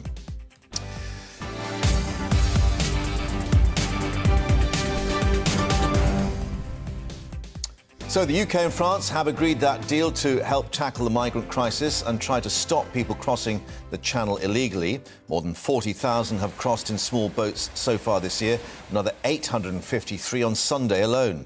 Well, under this updated agreement, UK police officers will be embedded with their French counterparts in control rooms and on beaches on the French side of the Channel. Other measures include investment in CCTV, as well as plans to equip officers with drones even and night vision goggles. Well, the Home Secretary, Suella Braverman, says the deal worth £63 million to France annually will benefit both countries. But Labour leader Sir Keir Starmer says the deal is a small step in the right direction and has warned of the cost to taxpayers. Let's get more with our Home and Security editor, Mark White. And Mark, just to update people, you're outside one of these hotels where people are being housed, part of these 40,000 coming over this year alone. And clearly the government feels, well, effectively emergency measures have to be put in place, I guess. Yeah, and people here in Maidenhead will tell you that they see the real-world consequences of this growing migration crisis, because this hotel here, the Holiday Inn in Maidenhead, one of hundreds right up and down the country in communities across the UK, that has been taken out of commission. It has instead been taken over by a contractor for the Home Office to house hundreds of asylum seekers, and for 6 months, really, the hotel had, of course, survived the onslaught of COVID. It had been refurbished and was about to reopen to the wider public again when this third-party contractor from the Home Office made the Holiday Inn, clearly, an offer that was too good to refuse. So they sublet to that contractor this hotel, and it's now been 6 months. I was speaking just a couple of minutes ago, before you came to me, to a local cab driver, Douglas Watts. We'll be able to play that clip of interview the next hour for you. But effectively, he was saying that, you know, he was very busy working to and from this hotel, had 50-odd clients that he would often see during the course of a year, business people that would come across and use this hotel. They've not been able to do that now. Local people, he says, have not been able to hold their weddings and other celebrations at what was a main hotel for the town. So that's just one of the real world consequences of this crisis. The other, of course, is just the concern of how you stop the boats coming across in security terms. They keep on coming. I've been told by our Kent-based producer that he has estimated some 300 have crossed so far today, Mark, including a small boat that made it as far as St Margaret's Beach, just between Dover and Deal. It landed on the beach, 10 people on board. Our producer believes they may have been Albanians. That boat is still on the beach there. The 10 people that were on board ran off into the local area. 3 have been apprehended by authorities, but another 7 have simply disappeared. The hunt is on for them, but no sign of them as yet, Mark. James Cleverly, the Foreign Secretary, little reluctant to talk in detail about what this deal may mean in terms of bringing numbers down. But certainly we know that the French officers patrolling will be going up from, 200 to 300 over 5 months. But as you're indicating, and you've been over there many times, there's miles and miles and miles of coastline for them to try and patrol. And the whole question about what they do with the boats in terms of interrupting and turning back, how do they stop these people coming back with another boat and trying once more? Well, I think certainly boosting numbers who are able to patrol this vast area will help to an extent. We saw a taste of that in Dunkirk, or just near Dunkirk, at the weekend there. Our camera crews were in that area as they saw French police clashing with migrants who were being prevented from getting to the beach at Gravelines to try to make it to the UK. Our producer across there saw a couple of dinghies that had been slashed by French police. The migrants responded by throwing sticks and stones at the police. The police then ran after them using pepper spray and alike to disperse the migrants. But the fact is, there is such a vast area to try to police. There are only so many officers, even with this extra funding. And if they do manage to stop them one day, well, they'll probably regroup and come back and have another go the next again day or the day after that until they eventually make it over. We heard, Mark, for instance, that at this exact same time last year, the former Home Secretary, Priti Patel, announced a similar deal with France, boosting the numbers, patrolling the beaches there, the use of more technology, closer cooperation between French and British authorities. But it failed to have the desired effect. Instead, we saw more and more people coming across the English Channel. Till now, we are over 41,000 for the year so far, with still a month and a half left to run. Mark at Maidenhead, thanks very much indeed for updating us with the latest there. And we can speak now in the studio to Dr. Andy Hoja, a lecturer of law at UCL University College London. Thank you very much indeed for joining us. And we should add you are Albanian as well. And clearly this is one of the things that Suella Braverman has indicated. She's expected to go to Frankfurt to speak to other G7 leaders, talking about a new task force to address the recent rise in Albanian and organised crime groups. Do you believe you're being demonised a little in this? Well, I think the numbers, as well as the rhetoric that is coming, it's been a bit targeted a specific community, especially the Albanian community. Absolutely, there is something wrong with organised crime. There are Albanians that are part of organised crime. But we do know that the UK government, especially the former Secretary of Home Affairs, she visited Albania 3 times, signed numerous deals, and maybe we have to have an assessment before we go into some further deals, how that can be addressed. And we do understand Suella Braverman may indeed be visiting Albania. But before she visits Albania, it might be worth to assess the 3 deals that have been already signed. Right. So is there something wrong with reinforcement? I know the Albanian director of police, he visited the UK a few months ago, just before. So if they've already signed some deals, how is it helping if we are signing some further deals? Right. So, but we saw these demonstrations, of course, near Westminster, and some comment when the flag was draped on the statue of Winston Churchill as well. It is the case that there are huge numbers of people leaving your country, economic migrants, and clearly a lot of them want to get here to Britain. That is the case. That's been established. So Albania has been a migrant country for many years.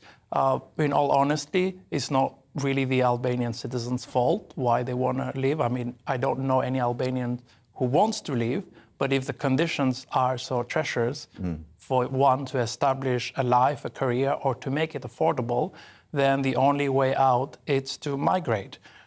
Maybe at this point, the UK is being viewed as a place to go. Well, that's a key point, isn't it? A lot of people, our viewers particularly, say, why are they not actually being given some kind of shelter and jobs in France or Germany and other European countries? Why are they all travelling to the French beaches to try and get across in the boats to Britain? Well, many Albanians have lost a bit faith in the European Union. Really? Because Albania has applied to join the European Union.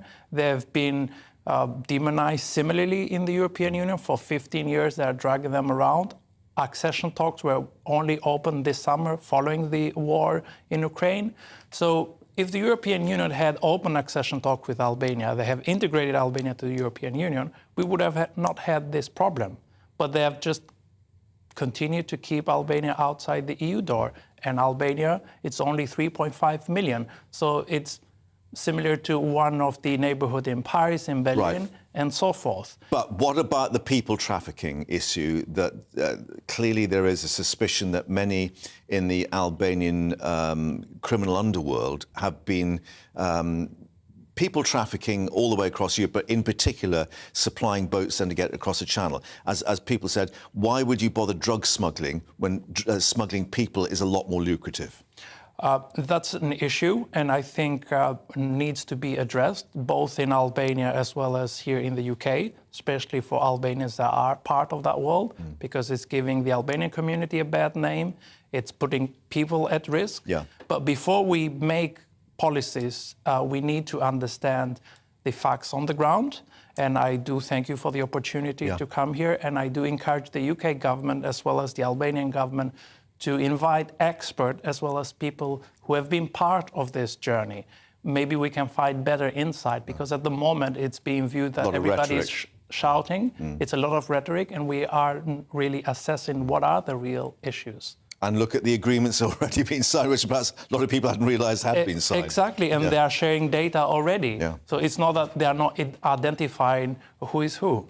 Andy, thanks very much indeed for joining us from UCL, and talk to you again sometime. Thanks very much. Now, Rishi Sunak, Prime Minister, has arrived in Bali ahead of that two-day G20 summit, holding talks with other leaders of the world's leading nations, being met by these dancers and much music. But what about the mood music off? Well, the Prime Minister due to meet a Russian representative for the first time since the invasion of Ukraine back in February, and the Prime Minister leaving open the possibility that he could also meet China's leader. But this man, or that man that was there, yes, that's the Chinese leader, but we saw the Russian leader, he's not there. Speaking to broadcasters, the Prime Minister said he'd use the occasion to build strong relationships with all world leaders, including Joe Biden, the US President. He's due to hold a news conference at the summit a little later. Let's reflect that the Prime Minister spoke to broadcasters as he headed there. This is what he had to say. In the wake of COVID and Russia's war, many countries around the world are facing similar economic challenges to us at home. So it will be good to discuss with other leaders how we can fix the global economy. Of course, I'm also going to take this opportunity to condemn Russia's illegal and hostile activity in Ukraine. And lastly, I'm looking forward to sitting down and building some strong relationships with other leaders like President Biden from America and the Prime Ministers of Japan, Australia and India. I'm going to use this opportunity to unequivocally condemn Russia's hostile and illegal war in Ukraine. And I know that other allies will as well, because it's right that we highlight what is going on and hold Russia to account for that. And I won't shy away from doing that. The G20 is a very different forum to the G7, for example. You know, the G7 is a group of like-minded liberal democracies with similar values. The G20, we have to acknowledge, is a different grouping. But that doesn't mean that we shouldn't be engaged in it. We shouldn't make our voices heard and constructively work with people where we can to make a difference for people at home as well. And you saw that recently when it came to migration. The ability to talk to other countries can have benefits for people at home, and that's what I'm here to deliver. Actually, being here reminds everyone that the challenges that we face at home are global in nature. The global economy is recovering from COVID and dealing with the aftershocks.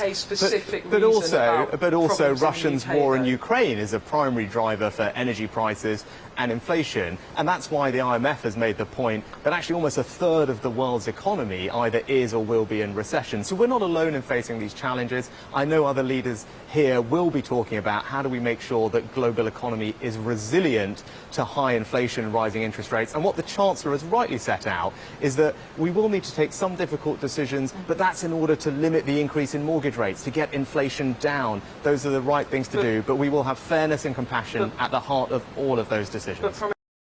Rishi Sunak there speaking after arriving in Bali for that G20 summit. Let's get more now with our political correspondent Tom Harwood, who's actually in Downing Street for us.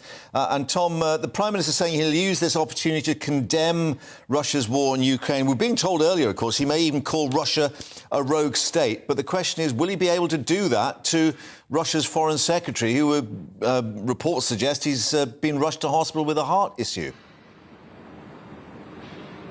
Yes, there's an air of mystery around Sergei Lavrov, who, of course, has liked to play tricks on the West, famously tripping up Liz Truss when she was Foreign Secretary by saying, do you agree that some of these towns should be Russian? And she said no, thinking they were in Ukraine, they're actually in Russia, it was a trick. And he's got this reputation of playing tricks on Western countries. So there is a lot of scepticism around this idea of, is he in hospital, is he not? This social media video posted by the Russians showing him by a swimming pool sunning himself in a t-shirt, is that the real truth? Or are games being played here? Frankly, we're not getting a lot of answers as things stand. So he may well be attending this summit. He may have had a brief trip to hospital. It may have been a bit of a misunderstanding, but the Associated Press this morning reporting that 3 sources from Indonesia saying that he was indeed admitted to hospital earlier today. But of course it does just show, as the Prime Minister was saying in that interview upon arrival in Bali, that the G20 is a broad group of countries. Unlike the G7, those major advanced economies that all broadly share a similar worldview, this is 20 countries comprising 80% of the global economy that have wildly different worldviews. You've got Russia and China in there, you've got Argentina and Brazil, as well, of course, as America and the United Kingdom and Japan and Australia and these countries that you'd expect to have more similar worldviews. So yes, potentially a wider framing of discussion over these next 3 days, but also crucially the point that the Prime Minister made earlier today as well, that so many of the issues that much of the world is facing as a third of the world enters recession, so much of it can indeed be pinned on these global factors, not just the aftershocks of COVID, but in particular Russia's invasion of Ukraine. It is his first time on the international stage, of course, as Prime Minister, and clearly Russia top of the agenda. But interesting that he's left open this possibility of meeting China's leader, Xi Jinping, and therefore perhaps with Joe Biden as well, increasingly isolating Russia on the international stage. Certainly. Now, I think we should say there is not a formal plan for a bilateral meeting with Xi Jinping at this stage. However, we know that less formal conversations happen on the sides of these conferences, and so it may well be the case that time is found for that. As things stand, there is a smaller list of countries that the Prime Minister will be sitting down with a formal secretariated meeting with, but certainly interesting that slightly warmer feelings, or feelers indeed, being put out towards China there, because China has not always been on precisely the same page as Russia, and potentially it's very, very important for the West to try and emphasise those differences. And indeed, looking at the context of Western Chinese relationships as a whole, they are not rosy. We're not expecting there to be a second golden age, as of course the timing from 2010 to 2014 was known between the United Kingdom and China. Lots of Chinese investment, lots of rapprochement, a state visit, all of these things. That is very much in the past. However, there are ways in which these countries can work together that doesn't necessarily advance value sharing, or indeed that same sort of feeling that we felt at the beginning of the 2010s. Tom in Downing Street, thank you for that. And just to update you that we'll be speaking to Darren McCaffrey, our political editor, live in Bali at the top of the hour at 2 o'clock to get the very latest on what the Prime Minister will be doing and saying. You're watching GB News Live. Also coming up, we talked about Joe Biden. Some unexpectedly good news for his Democratic Party. Bad news for Donald Trump after the US Senate stays in Democratic hands. What will that mean for the presidential race in 2024? Let's take a look at the weather first. Hello again, I'm Aidan McGivern from the Met Office. It's been a misty, murky start for many, but the fog now clearing and leaving a lot of cloud behind with some rain. A weak weather front is crossing the country from the west. That's brought some splashes of rain to western areas, the southwest of England, Wales, Western Scotland, Northern Ireland earlier in the day. It is edging its way eastwards. It's not bringing a great deal of wet weather, but it will continue to bring some light to moderate outbreaks of rain to western and then eventually central Scotland into parts of mid-Wales and then moving into parts of central southern England. Ahead of that, we've still got a lot of cloud, still got some low cloud covering some higher parts, so fairly gloomy out there.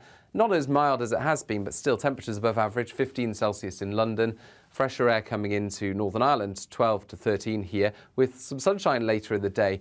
And that clear slot transfers east overnight, but Rain and strong winds return to Northern Ireland, Wales and the southwest, and this area of rain is heavier, it's more intense. There'll be some lively weather coming through overnight across western parts of the UK, that's for sure.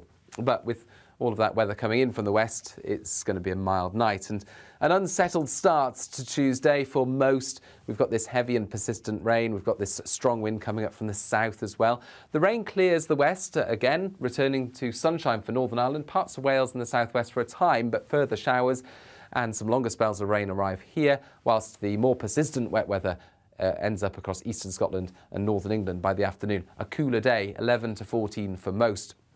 And it's going to turn increasingly windy. The wind coming in from the southwest will be particularly strong around parts of Wales and the southwest of England later on Tuesday, bringing a lot of showers in from the southwest as well, whilst the more persistent rain edges to the northeast of Scotland. The weather stays highly changeable for the second half of this week. Heavy rain, longer spells of wet weather and strong winds.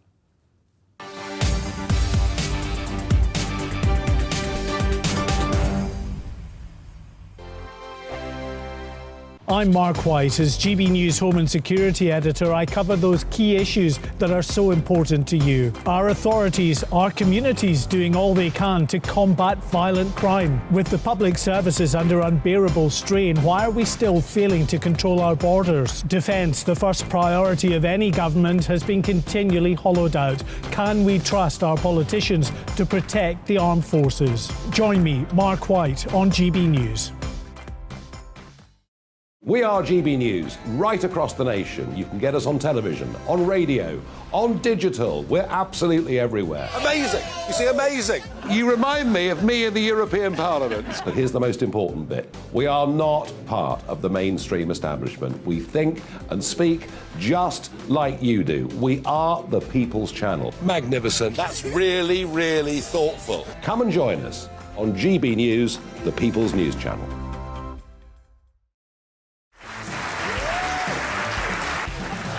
My name is Andrew Doyle. Join me every Sunday evening at 7 p.m. for Free Speech Nation.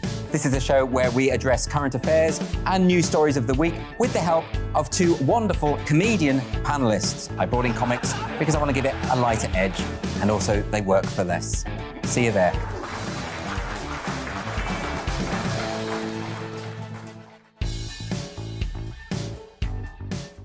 Join me, Arlene Foster, for the briefing on GB News. Every Friday at 3 p.m, I'll give you all the latest political news and analysis, and we'll have robust live debate. To make sure that you're caught up on all of the biggest issues of the day, we'll bring on experts in their field. I'll ask the questions that you'd like to ask. We're not afraid to tackle discussions from all perspectives, including yours. Don't forget, the briefing with me, Arlene Foster, every Friday at 3 p.m. on GB News.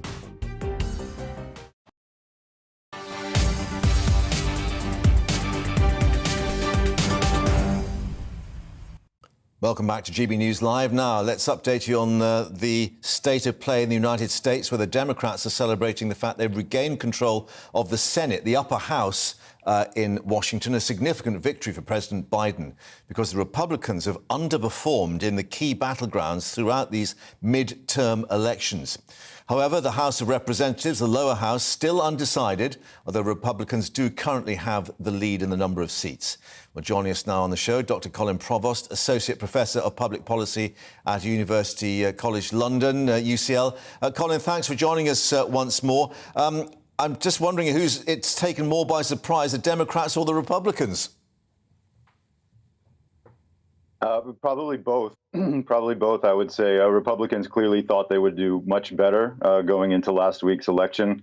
Democrats were a little bit surprised as well. But, it showed that the issues were more about just than the economy. Democracy was on the ballot, abortion as well. So, yes, I'd say both are surprised. Democrats pleasantly so, but Republicans not so. And now the recriminations are flying, I suppose. Yeah, and part of those recriminations, we understand that a lot of Republican Party managers really having second thoughts now about Trump ahead of the presidential race in 2024. Right. Well, Trump, with the candidates that he endorsed last week and before that, seemed very clearly that he wanted to relitigate the 2020 election, and American voters pretty much gave a strong rebuke to that idea. They said, we don't want to do that again. And most candidates, especially those outside the House of Representatives who were election deniers, did not do well. They did not do well at all. And we're still seeing what effect that's having in the House as well. And almost all of the candidates in the Senate who were election deniers have not done well. We still have to see what will happen between Herschel Walker and Raphael Warnock in Georgia. But with the momentum that's going against Trump right now, that might work badly against Herschel Walker. And the flip side, what it means for Joe Biden, whether he'll make another run for 2024, given the fact that clearly there are still questions as to who else may go for a Democrat ticket. And we're learning, for instance, in Bali, he's just had a 3-hour meeting with Xi Jinping on the international stage, and indications, obviously, that he's wanting to do some deal, particularly maybe get some understanding over Taiwan. It seems he's back in play. Right. Well, it's difficult to say that he ever left play, right? I mean, he's not a hugely popular president, and that should have had more of an effect on him last week in his standing as a president during as a sitting president during the midterm elections. But I think it's too early to say what's going to happen with Biden in 2024. It's difficult to know. Usually we would just assume he is going to run again. Now, obviously, his age is a factor with the demands of the job, but I think it's difficult to know, what's going to happen there. I think it's equally interesting on the other side, the fact that Ron DeSantis' star is obviously rising, but it could be that with all the recriminations flying against Trump, other Republicans see it as their window to get in as well and potentially run in the 2024 Republican primaries. OK, well, we'll see what emerges in Bali, too, after that meeting with the Chinese leader. But Dr. Colin Provost, thanks very much indeed for your analysis there from UCL. Thanks very much indeed. More coming up here with our autumn statement, widely expected to include deep cuts in public spending and tax rises. We'll be asking an expert what could be on the chopping block, apart from our next, of course. First, an update on the news with Rosie.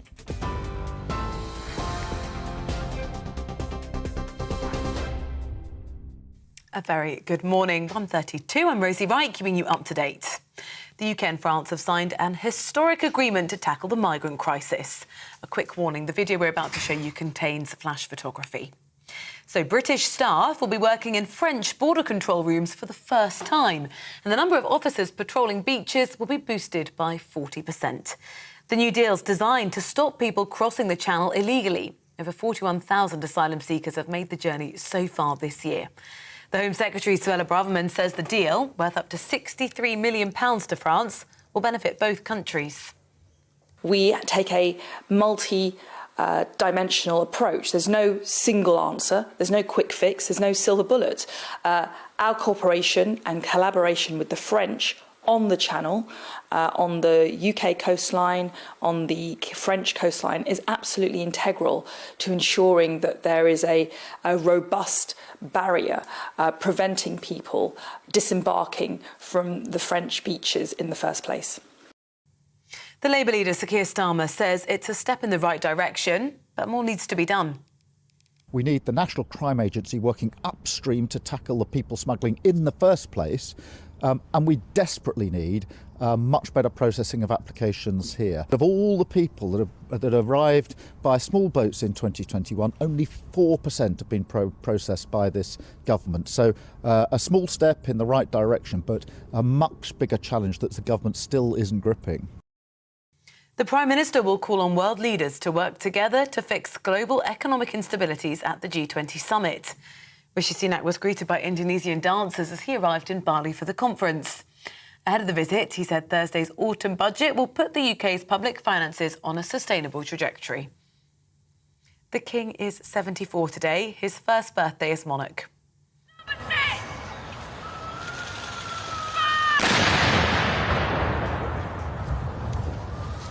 Gun salutes have been fired across London. Buckingham Palace has released a new image of the King posing by an oak tree as he replaces his father as the Ranger of the Great Windsor Park. In the post, which dates back more than 4 centuries, he'll offer guidance to the deputy and his team in the day-to-day running of one of the country's oldest estates. We're on your TV, online and DAB+ radio. It's GB News.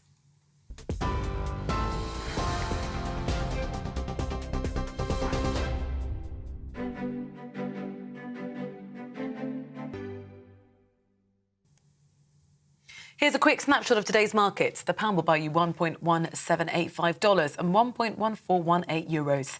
The price of gold is £1,495 and 54 pence per ounce, and the FTSE 100 is at 7,357 points.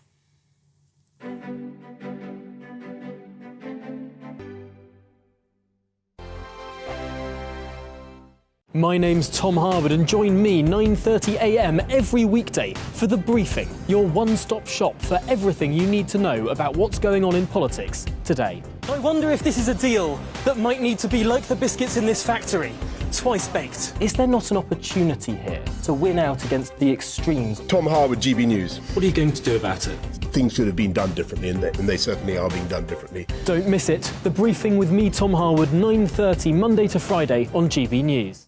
Hello, I'm Alastair Stewart, and I'd invite you to join me at noon on Saturdays and Sundays for Alastair Stewart and Friends. I've been in this business for over 40 years. Now, here at GB News, I've never been happier. I get to choose the big stories that really interest me. We hear what you have to say, and you hear what I have to say. I really hope you can join me, noon on Saturdays and Sundays.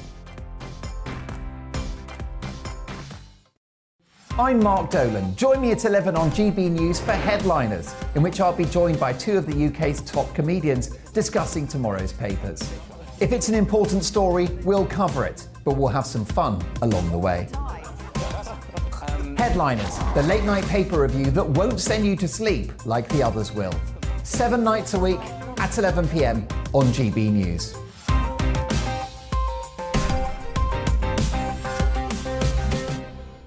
We are GB News, and we'd like to say thank you to each and every one of you for bringing us your conversations, for helping our great nation find its voice. We are here for you on radio, television, and online, across England, Scotland, Wales, and Northern Ireland. It's not the BBC, you actually get your facts right. We are proud to be GB News, the People's Channel, Britain's news channel.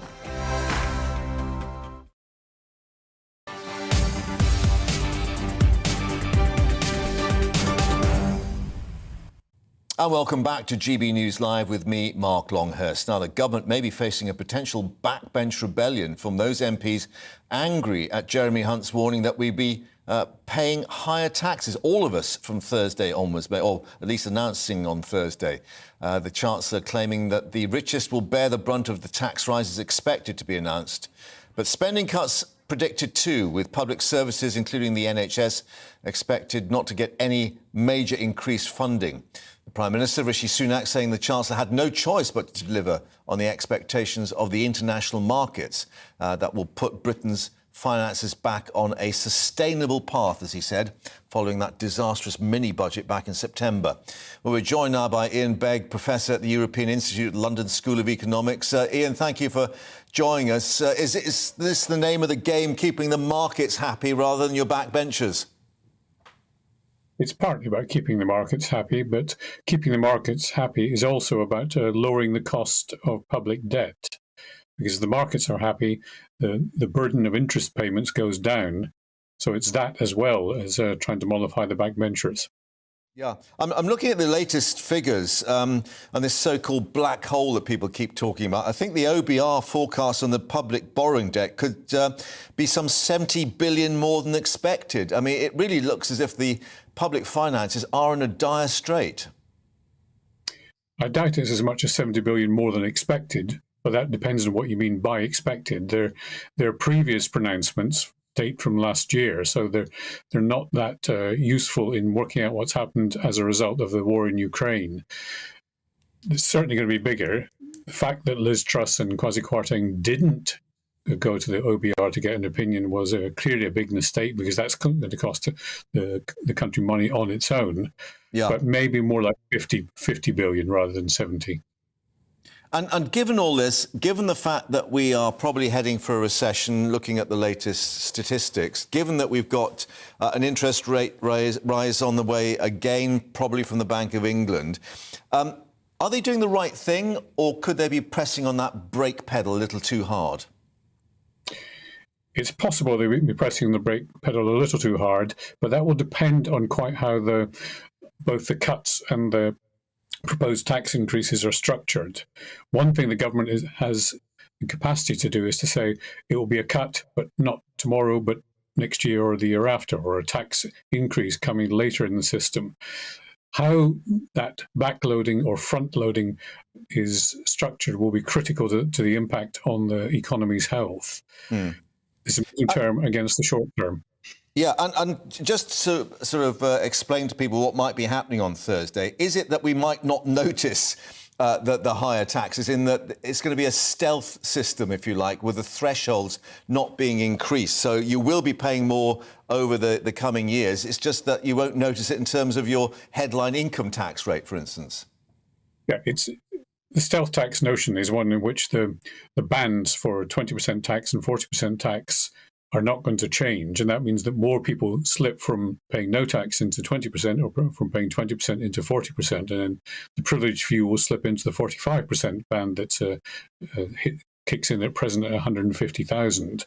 So yes, there's that stealth tax element. But one of the other things that's being discussed is the possibility of an increase in local taxes, business rates and community charge, because that's one way in which the likely cut in central government subsidy to local authorities can be offset, enabling local authorities to do more, for example, on social care.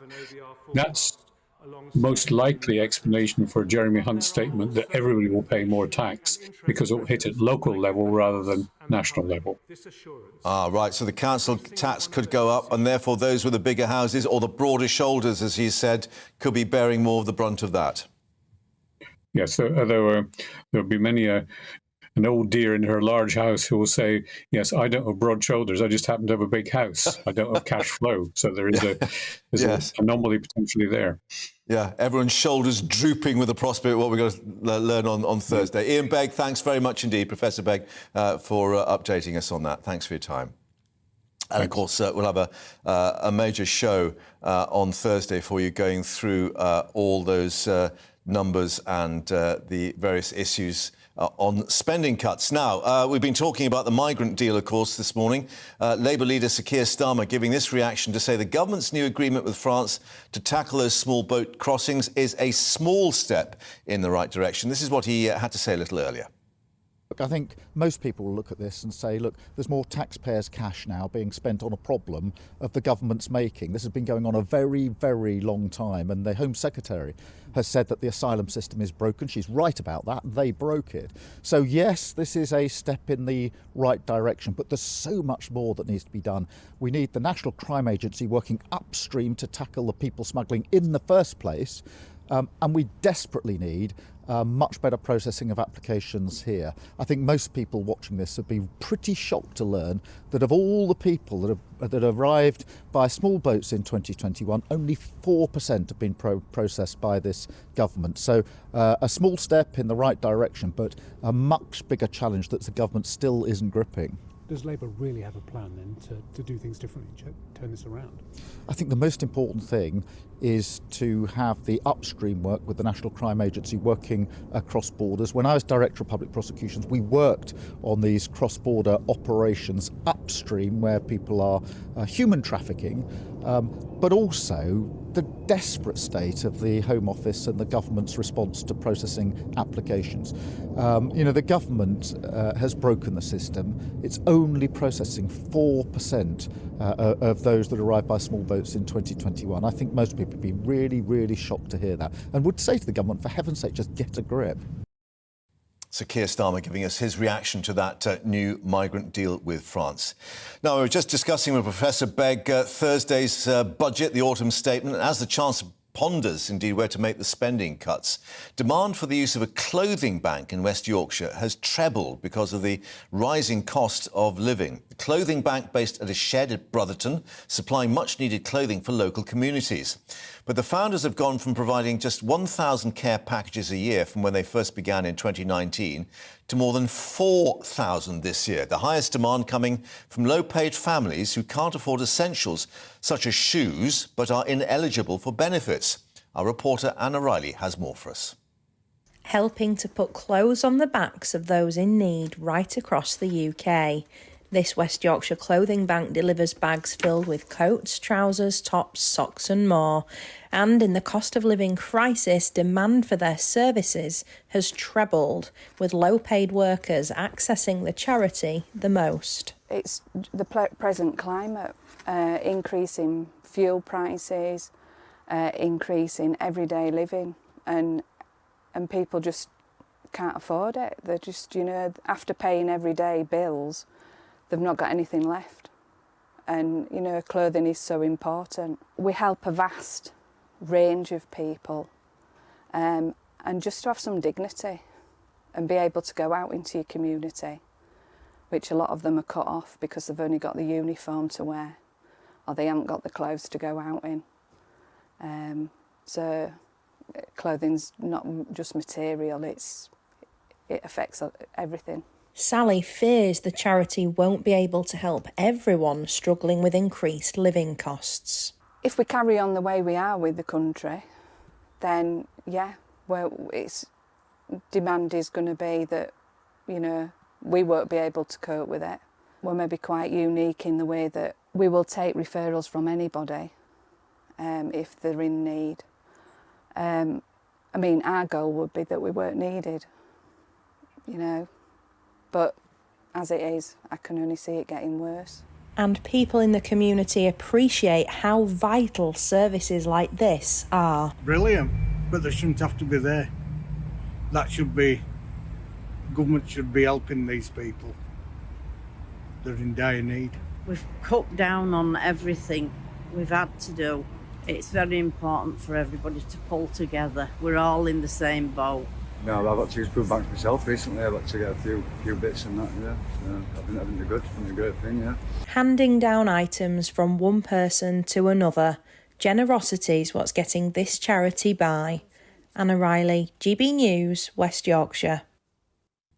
Helping hand out a clothing bank, adding to those food banks, of course. Now, let's just update you with the situation in Bali, that G20 meeting. We're understanding that Joe Biden, the US president, will be making a speech or a news conference being held shortly because he's had this meeting with the Chinese leader Xi Jinping that's gone on for 3 hours, far longer than was expected. Of course, that meeting coming at a time when relations between the two superpowers have soured. And in terms of the discussion itself, Joe Biden indicating that he'd spoken about the importance of avoiding conflict between the US and China. We'll bring you the latest from Bali as we get it. But let's reflect, too, about the situation in the United States itself after those midterm elections, after the expectations of many. Joe Biden's Democrats keeping control of the Senate, the upper house in Washington, being seen as a victory indeed for the president. The Republicans not gaining nearly as many votes as they were hoping to. The House of Representatives, the lower house, still currently undecided, although the Republicans appear to have the upper hand. And as we say, we'll bring you the latest as we get it from Bali. But let's now think about the possibility of a Biden-Trump rematch for 2024 for the presidential election. Let's speak now to Sarah Elliott, spokeswoman at Republicans Overseas UK. Sarah, thanks for joining us once more. What do the Republicans think of this resurgence, perhaps, if that's the right word, in President Biden?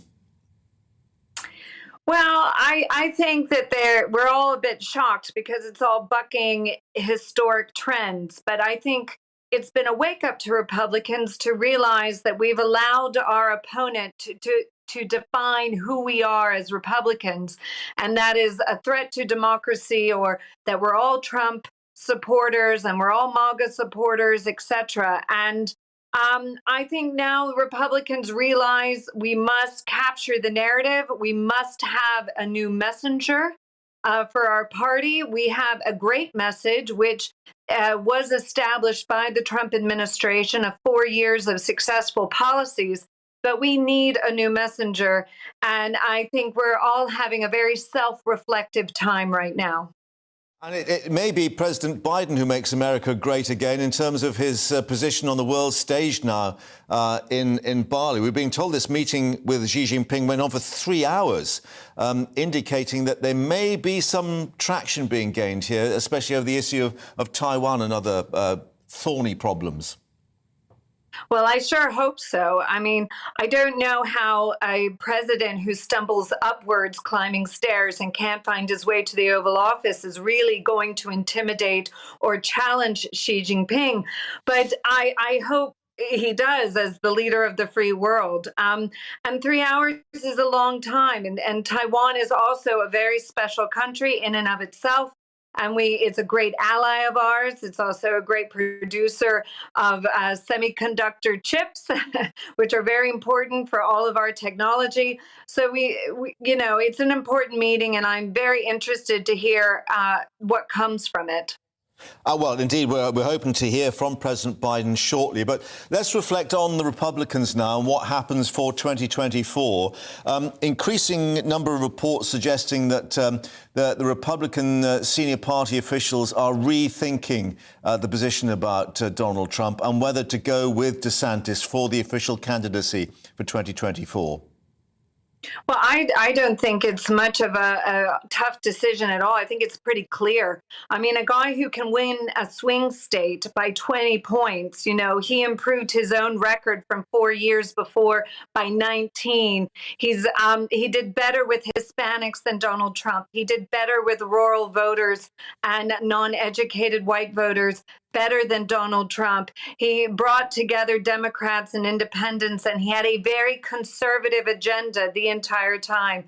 He took on the woke corporations like Disney. He kept education in the hands of parents for children and the sexualization of education away from young children.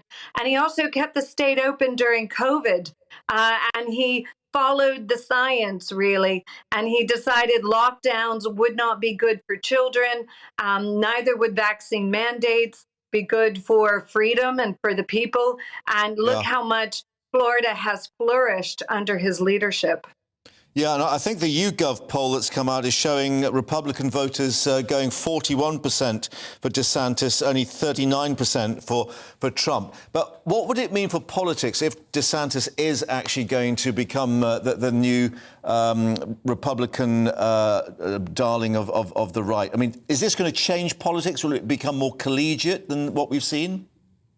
I mean, yes, there will not be the name calling. There will not be the chaos and the drama.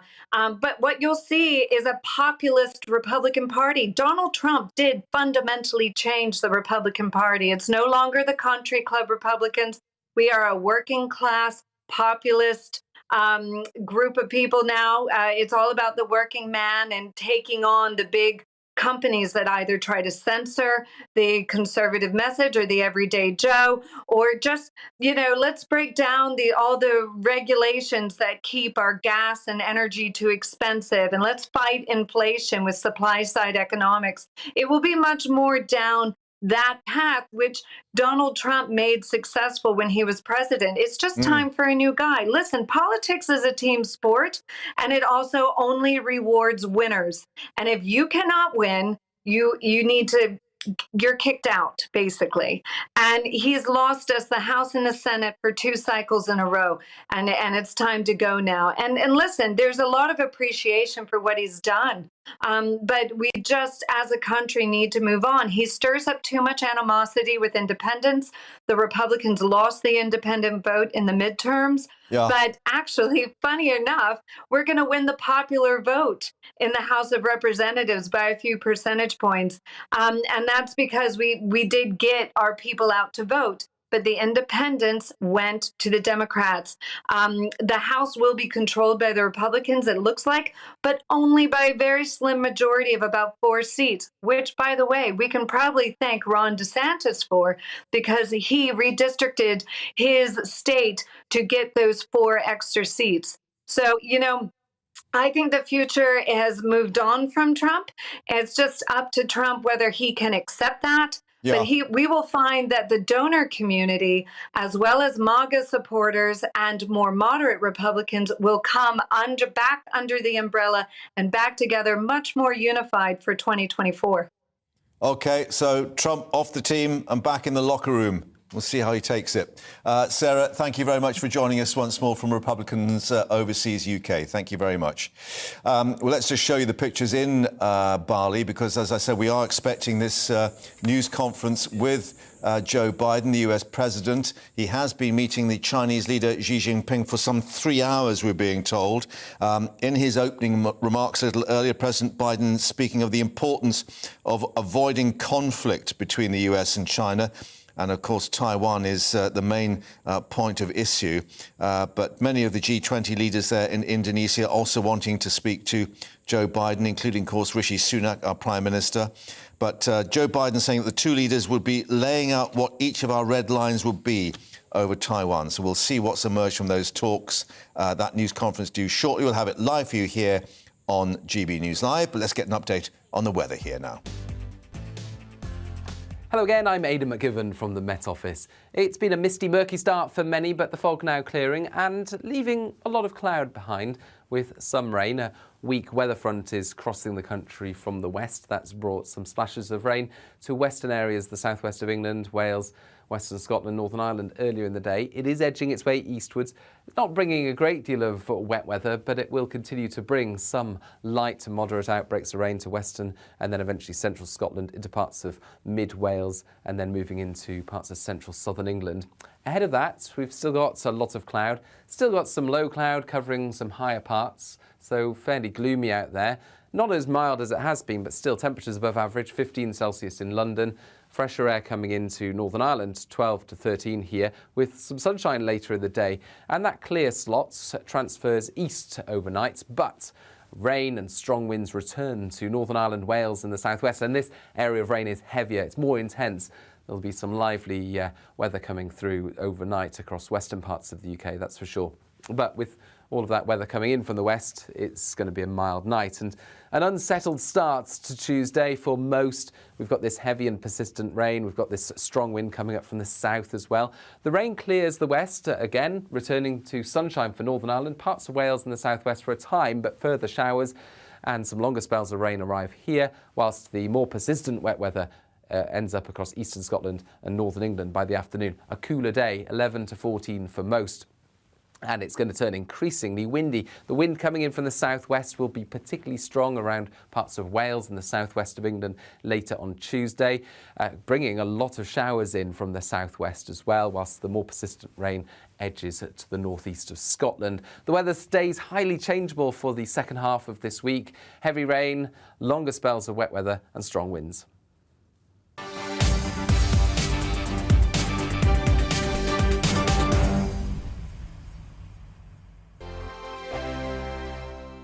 I'm Dan Wootton. Join me Monday to Thursday from 9 to 11 for the feistiest and most fun news debate on TV, where free speech reigns. I'll bring you a sharp take on the day's biggest stories, bombshell newsmaker interviews, and A-list guests.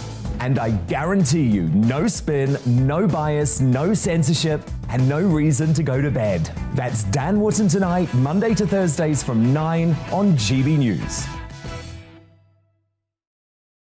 Hello, I'm Esther McVeigh. And I'm Philip Davis. Whether you're watching or listening on TV, online or on radio, we handpick the latest stories, debates and expert opinions for your weekend. So whether that's politics, news or showbiz, we've got it covered. Join us every Saturday morning at 10 o'clock on GB News. We are GB News. And we'd like to say thank you to each and every one of you for helping our great nation find its voice. We're absolutely everywhere. Across England, Scotland, Wales and Northern Ireland. On TV, on radio and online. We're proud to be the People's Channel, Britain's news channel. On the Mark Steyn Show, we cover the stories a lot of people are scared even to mention. The stuff that really matters with some of the world's biggest thinkers. Now is his opportunity to kind of take the steering wheel of history. Break away from the flop at 8 o'clock on GB News with the Mark Steyn Show. Every Friday and Sunday night from 9, it's Mark Dolan Tonight. We're on the same page again. There's something weird happening. Let Ian finish. Don't be such a cranky. That mini budget was the tip of the iceberg. And on Saturday, my show just got bigger. From 8, it's Mark Dolan's Saturday Night In. You can't govern a country if you can't speak. Stop talking. My God, we reached the end. I've never been early in my life. Only on GB News, the People's Channel.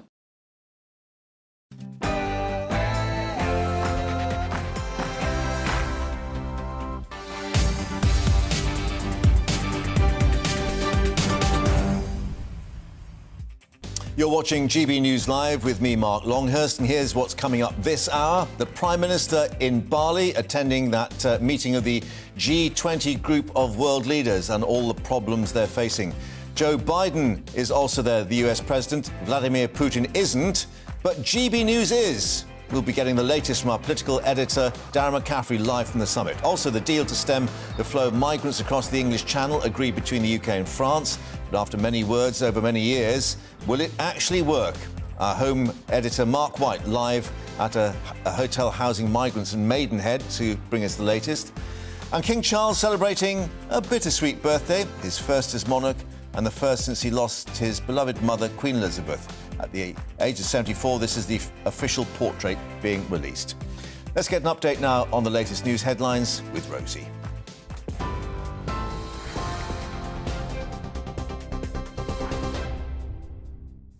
A very good afternoon to you. 1 minute past 2. I'm Rosie Wright, keeping you up to date on GB News. The UK and France have agreed a multi-million-pound deal to tackle the migrant crisis.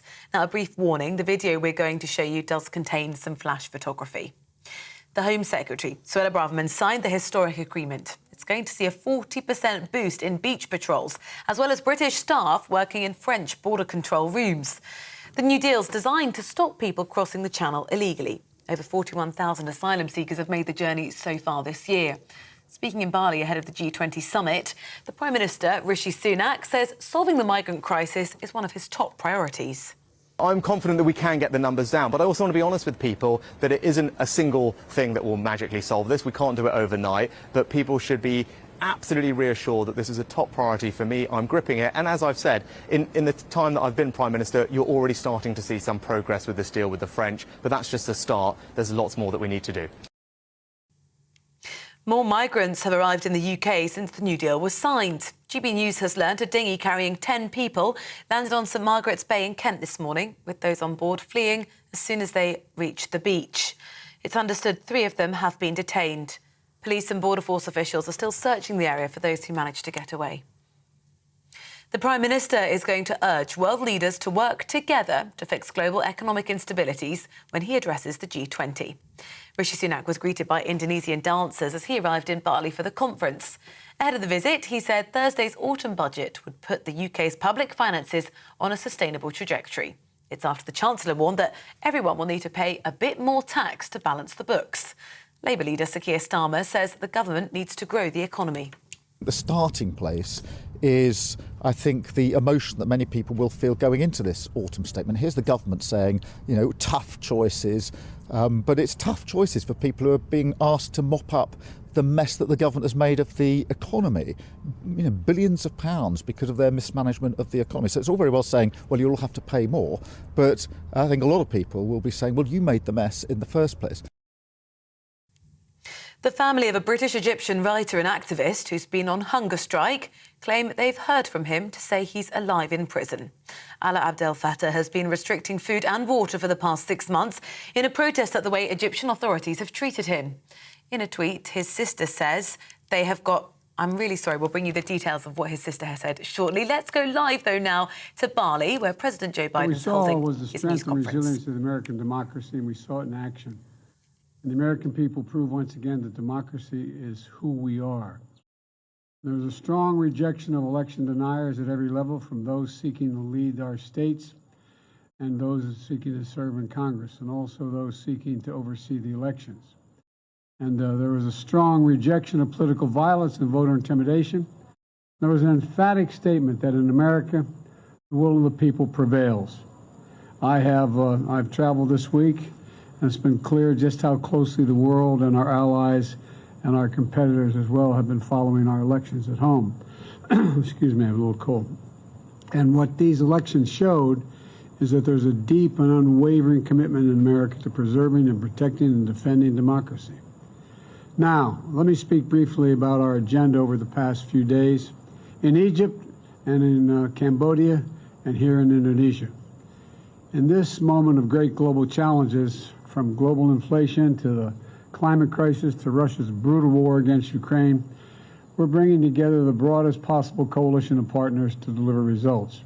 At COP27 in Egypt, I made it clear that thanks to the bold agenda of our administration, we pursue from day one to tackle the climate crisis and advance energy and security at home and around the world. The United States will meet our emissions targets under the Paris Agreement.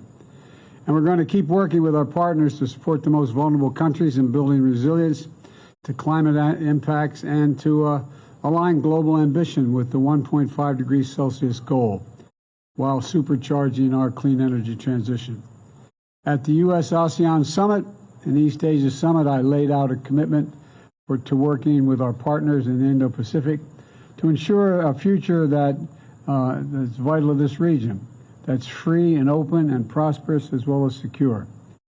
And I met with our allies from Australia, Japan, and the Republic of Korea, underscoring our commitment and deepening our engagement with our closest partners and strengthening cooperation among our allies to meet shared threats to our own security and to their security, including the DPRK.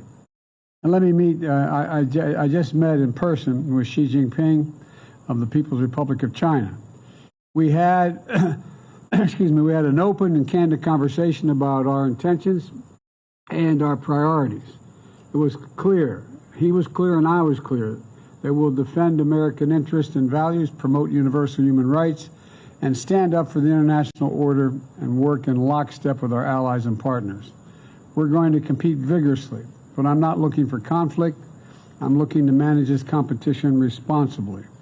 And I want to make sure that every country abides by the international rules of the road. And we discussed that.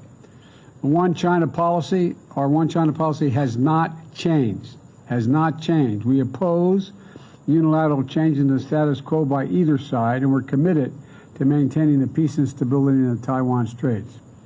It was also clear that China and the United States should be able to work together where we can to solve global challenges that require every nation to do its part. We discussed Russia's aggression against Ukraine, reaffirmed our shared belief in the threat or the use of nuclear weapons is totally unacceptable, and I asked that Secretary Blinken travel to China to follow up on our discussions and continue keeping the lines of communication open between our two countries. Looking ahead at the G20 meetings tomorrow, we're going to be taking on the very issues that matter to the people's lives, not only here, but also our allies and our partners. That means tackling the suffering that Russian aggression has unleashed, not just in Ukraine people, but the people around the world, particularly food insecurity, and strengthening the fundamentals of our global economy for everyone. Support for debt relief, reforms for multilateral development banks, investments to bolster global health security, and to make sure the world is better prepared for the next pandemic. The G20 has been an important forum for the world's largest economies to work together for the good of people everywhere. And I'm looking forward to our meetings tomorrow. Now let me close with this. On my first trip overseas last year, I said that America was back.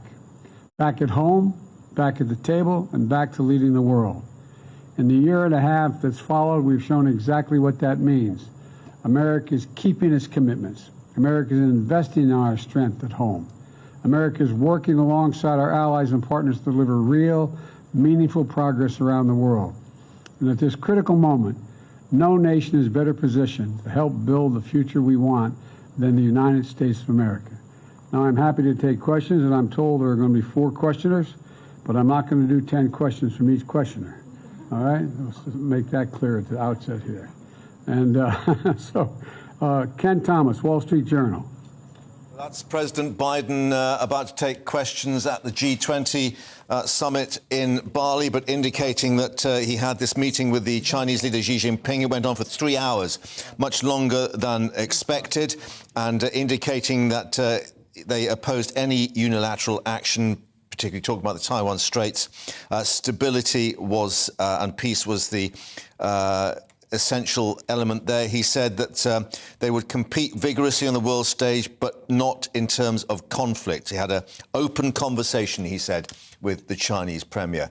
Let's go live back to Bali, and our political correspondent Darren McCaffrey is there. And Darren, clearly he was saying that America is back. Joe Biden, it seems, is back after that midterm election in Washington that's given him a bit more support back home, and now clearly wanting this role on the international stage. Yeah, indeed, there is no doubt that Biden is feeling a boost, as you say, domestically, talking at the start of those remarks about the elections and how they've been viewed around the world. These elections, of course, the midterms that took place last week, with the Democrats maintaining control of the Senate, though it still looks like it's a bit of squeaky bum time when it comes to the House of Representatives. Likely they will lose control there, but still seen overall as a pretty good result for the incumbent US president.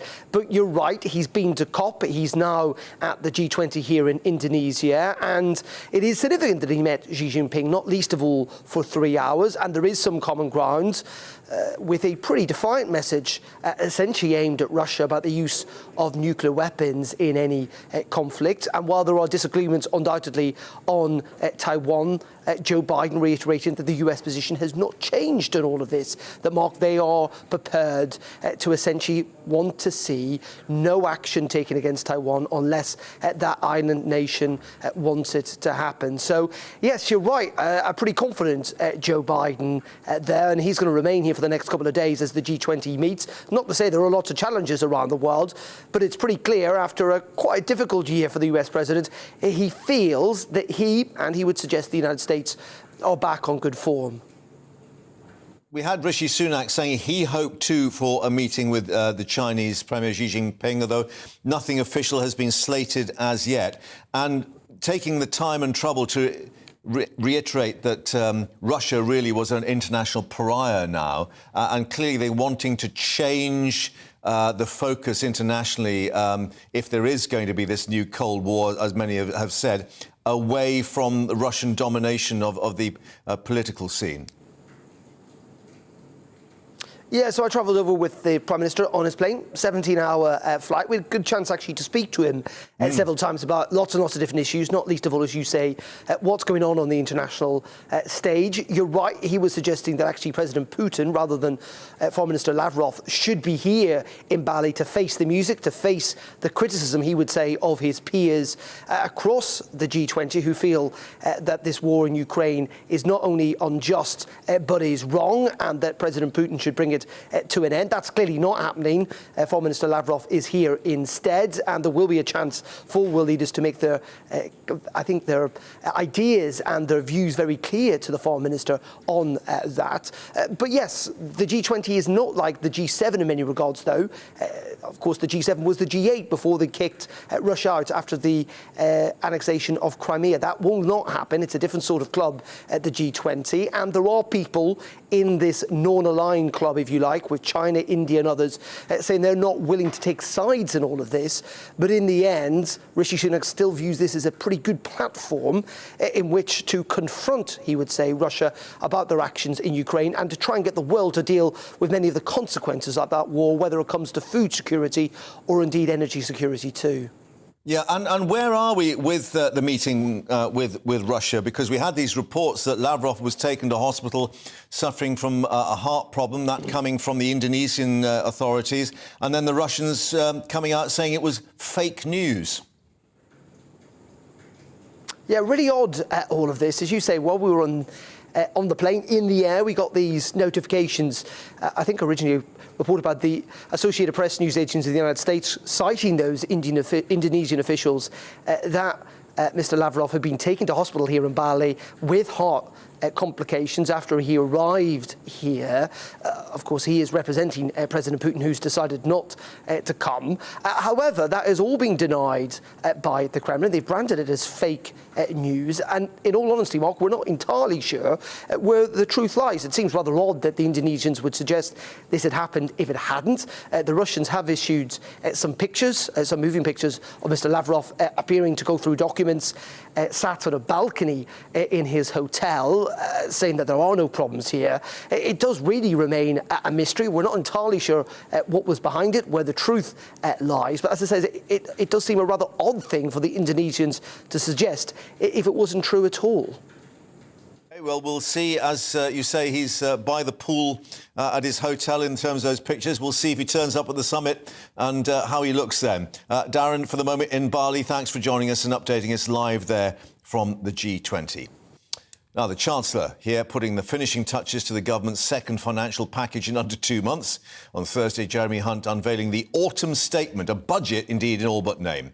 He's expected to dismantle much of what his predecessor Kwasi Kwarteng had announced in the mini-budget back on 23rd of September. Well, Mr Hunt's warned that there will be tax rises for everyone, but claiming the richest will bear the brunt. Spending cuts also predicted, with public services, including the NHS, not expected to get any increased funding. Let's speak now to Stephen Millard, who's Deputy Director of the National Institute for Economic and Social Research. Stephen, thank you very much indeed for joining us. We were just discussing earlier that the latest OBR forecast indicating that public borrowing debt, the figures could be even higher than expected, some 70 billion more than originally estimated. I mean, he's got quite a trick to pull this off. He certainly has, but the question in my head is whether now is the right time to be doing that, given that the public are already suffering enough with higher food and energy prices and indeed higher mortgage rates as the bank is raising interest rates. Yeah, we're just getting a little bit of interference on the signal. We'll stay with it. I hope that the line improves. I mean, that is the point that many people are saying, that given the fact that we've now got the warnings of a recession, the figures showing that, we've had the interest rate increases as well, that actually more tax rises and less spending could really stop the economy in its tracks. Absolutely. If they do that and the economy moves into recession, then actually that'll make the debt and deficit to GDP ratios even worse than they would have been otherwise, and create even more of a headache and more misery for people who are, as I say, are already suffering with higher energy prices, higher food prices and higher mortgage rates. Yeah, what other options are there? I mean, Labour have actually admitted that clearly, they would have problems making the books balance. And we're looking at elsewhere in Europe, the situation in Germany as well. This is not just a British problem, is it? It's not just a British problem. And I think the answer to that question is all to do with the timing. Now is not the time to be tightening fiscal policy. Clearly, at some point in the future, it will have to be tightened. But now, hopefully by then the economy will be growing again and people will be more able to afford to pay higher taxes. And indeed, with the economy growing again, the debt itself will start coming down as a proportion of GDP. So, I mean, is there any light at the end of what's been a pretty long and dark tunnel? I'm afraid not. I suspect we are going to see tax rises on Thursday, and we are going to see spending cuts, and there's more to come in terms of interest rates as well. So, I just hope that the economy doesn't fare as badly as some forecasters have thought it will, and that we do start picking up again. Batten down the hatches for Thursday. Stephen, thanks very much indeed for your time and joining us here on GB News. Thank you. Right. Well, coming up, as we've been discussing today, more illegal migrants crossing the English Channel, 853 on Sunday alone, but some glimmers of hope after a UK-French deal. We'll be talking about that in detail after the break.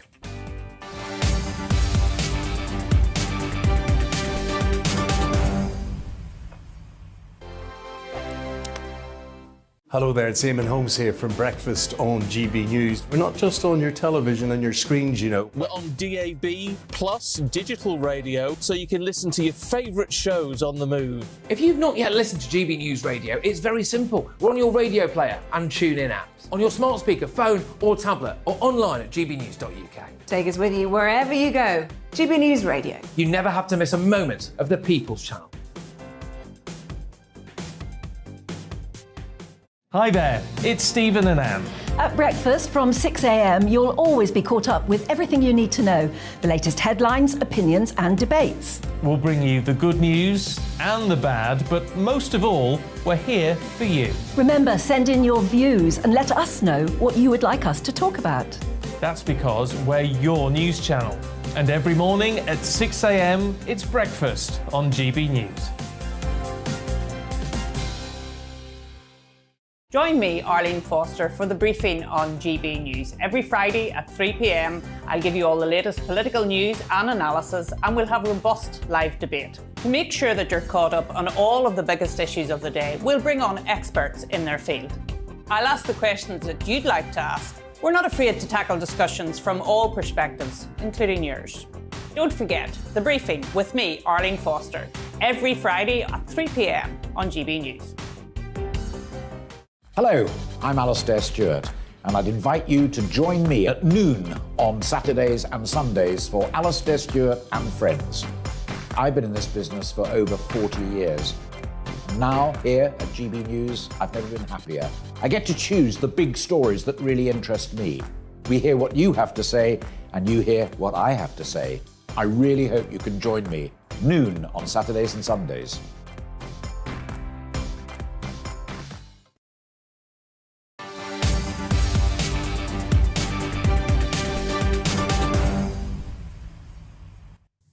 Back to GB News Live with me, Mark Longhurst. Let's update you on this story about this new agreement with France worth some £63 million annually for UK police officers to be embedded with their French counterparts in the control rooms and on the beaches in France. Other measures including investment in CCTV, as well as plans to equip the officers with drones or even night vision devices. We're just getting some reaction now for the Conservative MP for Dover, Natalie Elphicke, actually criticising this deal, saying it falls short of what is needed. She said that the agreement does not match the scale or urgency of the small boat crisis. In a statement, Ms Elphicke saying that what's needed is a step change in approach with joint border patrols and a channel-wide joint security zone. It's only when migrants and the people smugglers alike know they can't succeed in crossing the channel that the crisis will come to an end. Well, a little earlier, the Labour leader, Sir Keir Starmer, had given his reaction, saying it was a small step in the right direction. This is what he said. Look, I think most people will look at this and say, look, there's more taxpayers' cash now being spent on a problem of the government's making. This has been going on a very, very long time, and the Home Secretary has said that the asylum system is broken. She's right about that, and they broke it. So, yes, this is a step in the right direction, but there's so much more that needs to be done. We need the National Crime Agency working upstream to tackle the people smuggling in the first place, and we desperately need much better processing of applications here. I think most people watching this have been pretty shocked to learn that of all the people that arrived by small boats in 2021, only 4% have been processed by this government. So a small step in the right direction, but a much bigger challenge that the government still isn't gripping.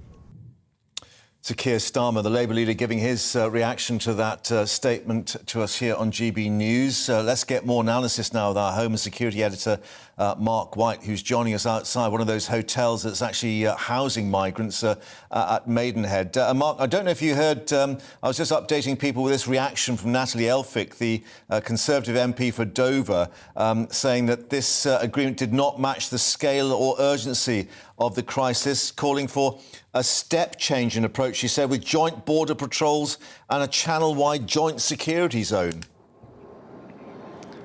Yeah, well, she's expressing, I think, the frustration that's being felt at a local level in communities right across the country, not just in Kent, and here in Maidenhead as well. They are dealing with the consequences of this migrant crisis on a daily basis. The Holiday Inn here has been out of service for wider public use for more than 6 months now, as it's now occupied by hundreds of asylum seekers. I've just been speaking to a local resident called Barry Thomas, who came up to me just before you crossed to me there. Very mad. He's been there remonstrating with one of the security guards here.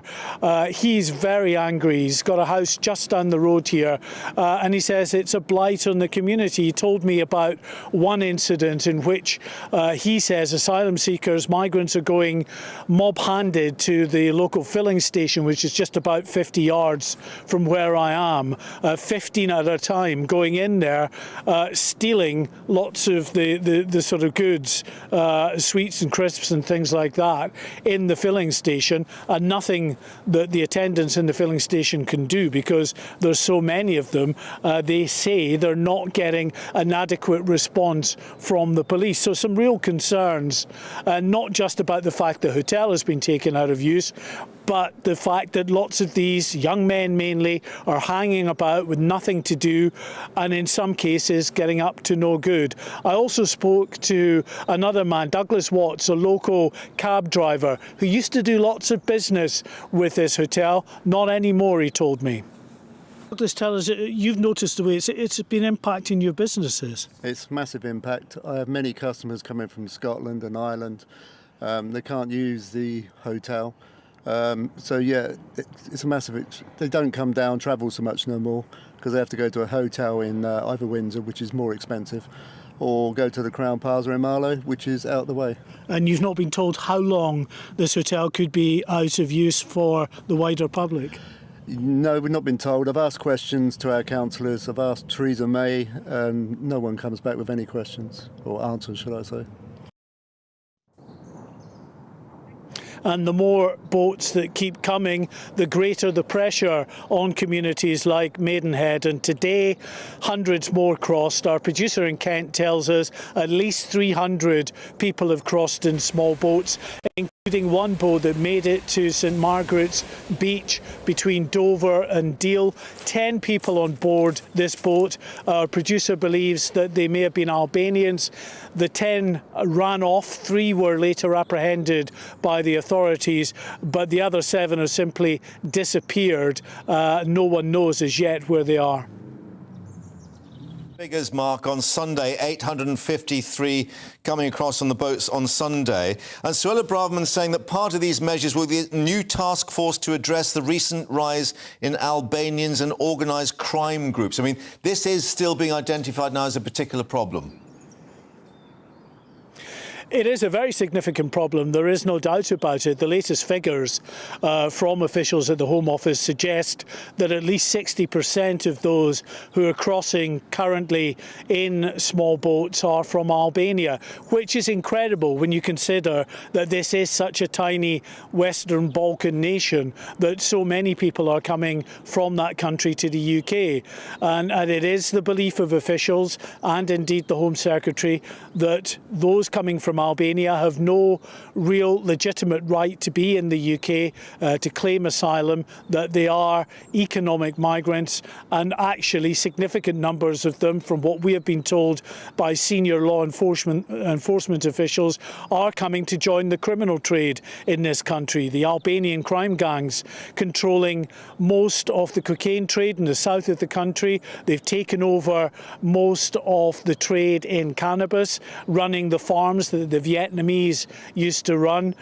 So it is a big problem, and this task force will try to look at how to dismantle these groups that are pushing the boats across the channel on a daily basis. We filmed in Dunkirk over the weekend, Mark, when we saw clashes that were taking place between the French police and migrants who were being frustrated from going down to the beach just near Dunkirk there. And that, we're told, will will be something that the authorities will have to contend with more regularly. There will be some more police officers on these beaches trying, we're told, their level best to stop these boats getting into the water in the first place. Indication of the difficulties that those joint French and British patrols will be facing. For the moment, Mark, thanks very much indeed for updating us. Let's get more reaction now with political commentator Benedict Spence joining us. And Benedict, just to update you what we were hearing from the Conservative MP for Dover, Natalie Elphicke, saying that the agreement doesn't match the scale or urgency of the small boat crisis, actually echoing what Sir Keir Starmer said, that this was just a small step. Yes, I think it will. In the short term, it's going to seem like a bit of a sticking plaster. But I suppose, really, at a time when this government's about to sort of announce that it's going to cut public spending and raise everybody's taxes, there's only so much that it can probably afford to do. I think we also need to recognise that this isn't going to be about 100% eradicating the boat problem. It's going to be about getting it down to a number at which point it becomes unprofitable for people smugglers to try to attempt it. That's ultimately what it is. And that's where we do need to look at this critically, because it's the juxtaposition between refugees, migrants and criminality. As was alluded to back then, these routes are being run by people who also have a vested interest in other aspects of organised crime. And of course, that all runs through Albanian criminal organisations. But I do think, it does require a more wide-ranging approach to how we address not just actually the small boats crisis, but the concept of refugees and allowing in refugees in general. A great deal of the opposition to the government in this country being harsh or being very strong on the small boats crisis is because some of them are refugees. In fact, just about half of them, I would imagine, are refugees. So then it becomes a question of, well, can you push people back? Can you be very aggressive towards them, given that, yes, some of them are coming for criminal reasons, some of them are coming for economic reasons, but there are also genuine refugees there as well. And that, I'm afraid, is going to require safe places in safe countries for people to apply for refuge safely. If you are then going to implement a policy in the channel of saying we're going to be stopping the small boats, you need to give people a safer alternative. And then we've got the complication where there are those in the Tory party saying, look, we actually need economic migrants to help the economy because we have, particularly the NHS, for instance, we have got so many vacancies that need to be filled urgently. Yeah, I mean, there is a slight hilarity to that, which is that over the past 10 years, Britain has seen sort of more migration than it's seen in any other point in its history, and yet the economy has stagnated. So I'm not quite sure how you square that argument with we've had more migration, the economy hasn't done any better, so what we need is clearly more migration. I don't think that that's an easy sell to the public. I understand how some issues, like, for example, staffing the NHS, they are sort of a critical priority given the number of people that are leaving the NHS, how understaffed it is.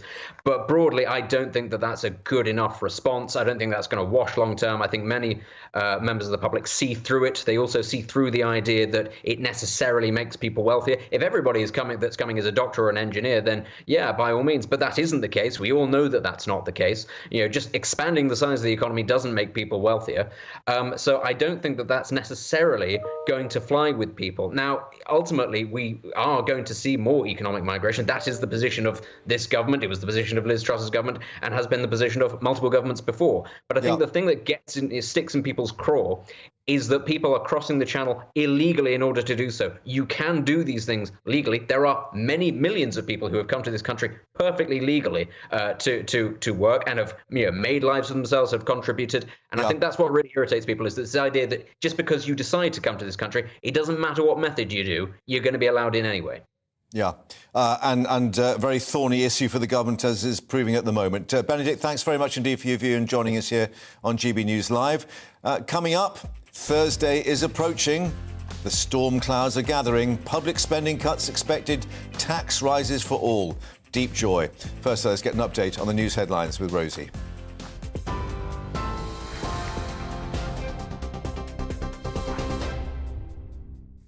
It's 2:33. I'm Rosie Wright, keeping you up to date today on GB News.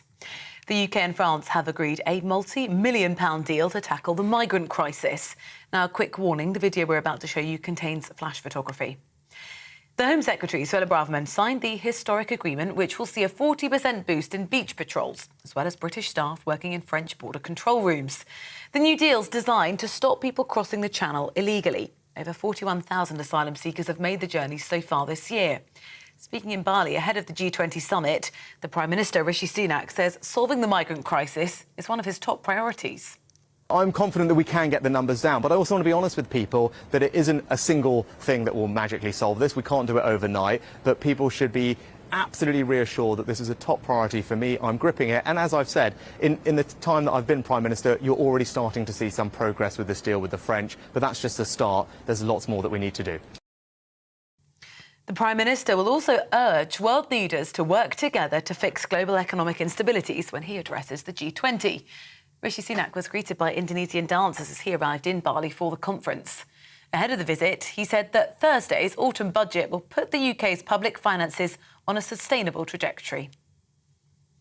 The family of British-Egyptian writer Alaa Abdel Fattah say they have proof of life. The activist, who's being held in a prison northwest of Cairo, has been on a hunger strike for more than 220 days. He stopped drinking water on the 6th of November. His sister says she received a letter in his handwriting which says he started drinking water again on Saturday. Gun salutes have been fired across London to mark the King's 74th birthday.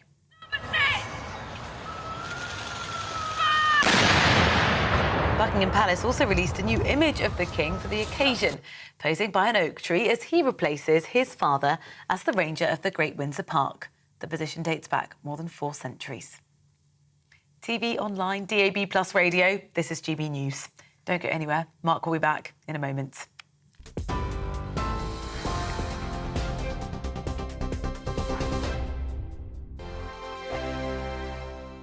Every morning from 6 o'clock, we'll wake you up with GB News Breakfast with all the stories you didn't know from the night before. So whether it's serious news, entertainment, or your own views from all over our great nation, we're here to kick off your day with a smile. And the national media should be reflecting and reporting what's happening here. You will notice the northwestern accents. Whether you're with us on TV, radio, or online, every morning, it's breakfast from 6 a.m. Hope you can join us. I'm Dan Wootton. Join me Monday to Thursday from 9 to 11 for the feistiest and most fun news debate on TV, where free speech reigns. I'll bring you a sharp take on the day's biggest stories, bombshell newsmaker interviews, and A-list guests. And I guarantee you, no spin, no bias, no censorship, and no reason to go to bed. That's Dan Wootton tonight, Monday to Thursdays from 9 on GB News. Hello, I'm Simon Evans. Join me on GB News for Headliners at 11 p.m, where I'll be joined by 2 of the country's top comedians as we take a look at tomorrow's newspapers tonight. If it's a big story, we'll be covering it, I guarantee, but we'll also have some fun along the way. That's GB News Headliners at 11 p.m. We won't put you to sleep, unlike some of the other paper review shows out there. So join us, 11 p.m, 7 nights a week. Hello there, it's Eamon Holmes here from Breakfast on GB News. We're not just on your television and your screens, you know. We're on DAB plus digital radio, so you can listen to your favourite shows on the move. If you've not yet listened to GB News Radio, it's very simple. We're on your radio player and TuneIn apps, on your smart speaker, phone or tablet, or online at gbnews.uk. Take us with you wherever you go. GB News Radio. You never have to miss a moment of the People's Channel.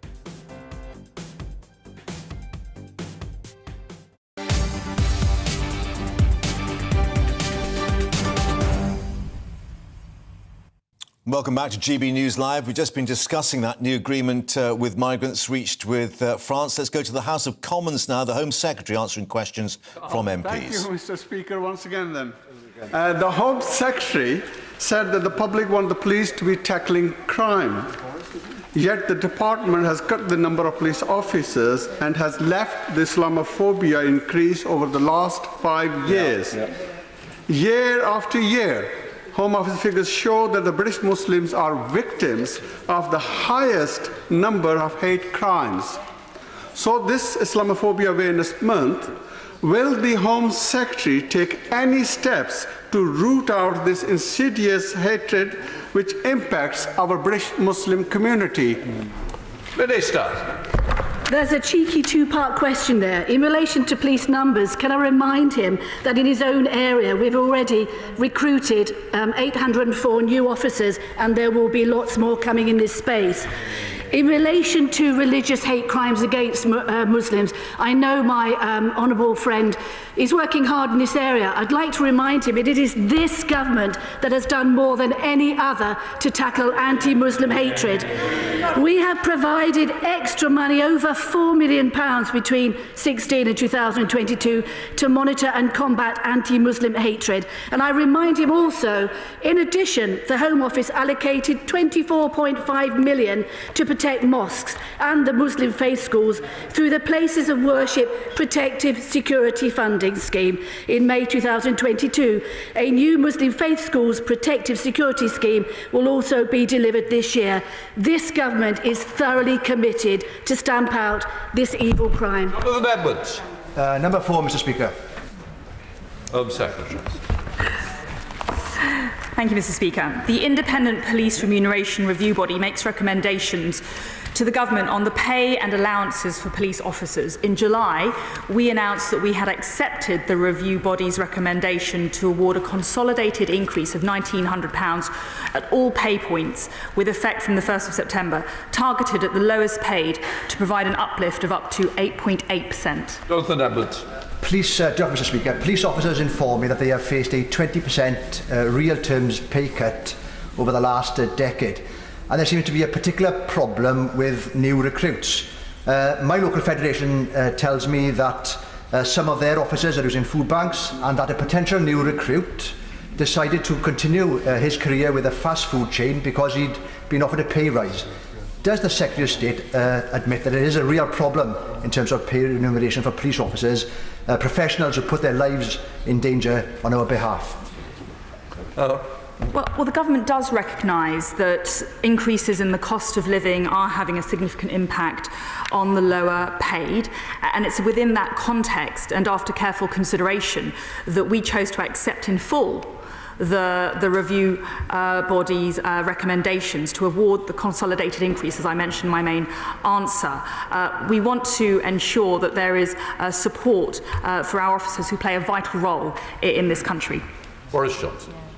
Given that entry pay rates have already, on the streets of London alone, attracted another 4,734 more police officers to join the Metropolitan Police, and given how vitally important it is to continue to provide the right place for those new recruits to be properly trained, Mr. Speaker, will she agree with me that Uxbridge remains the most sensible place in Hillingdon to have a police station? And will she join me in passing that view to the present Mayor of London? Home Secretary. Well, my right friend speaks a lot of sense as usual, and he is absolutely right, and he has a huge amount of which to be proud when it comes to increasing the numbers of police officers on the front line fighting crime and standing up for victims, something that Labour has opposed at every opportunity. And may I make a humble request of my right friend? May he give up some of his precious time to advise the current Mayor of London, who is wholly failing on fighting crime, having seen a 9% increase in crime in London. He really could take some advice from his predecessor. Sarah Jones, Shadow Minister. Thank you, Mr. Speaker.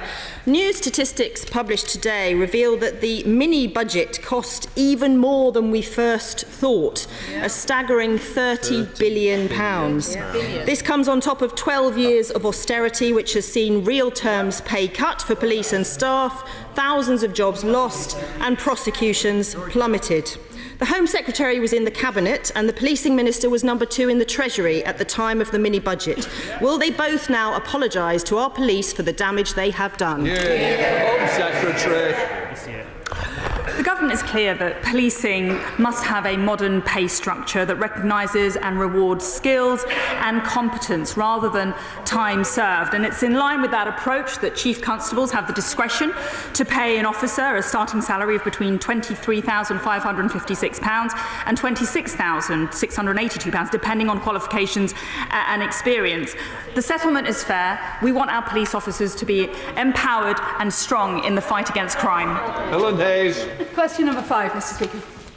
Minister.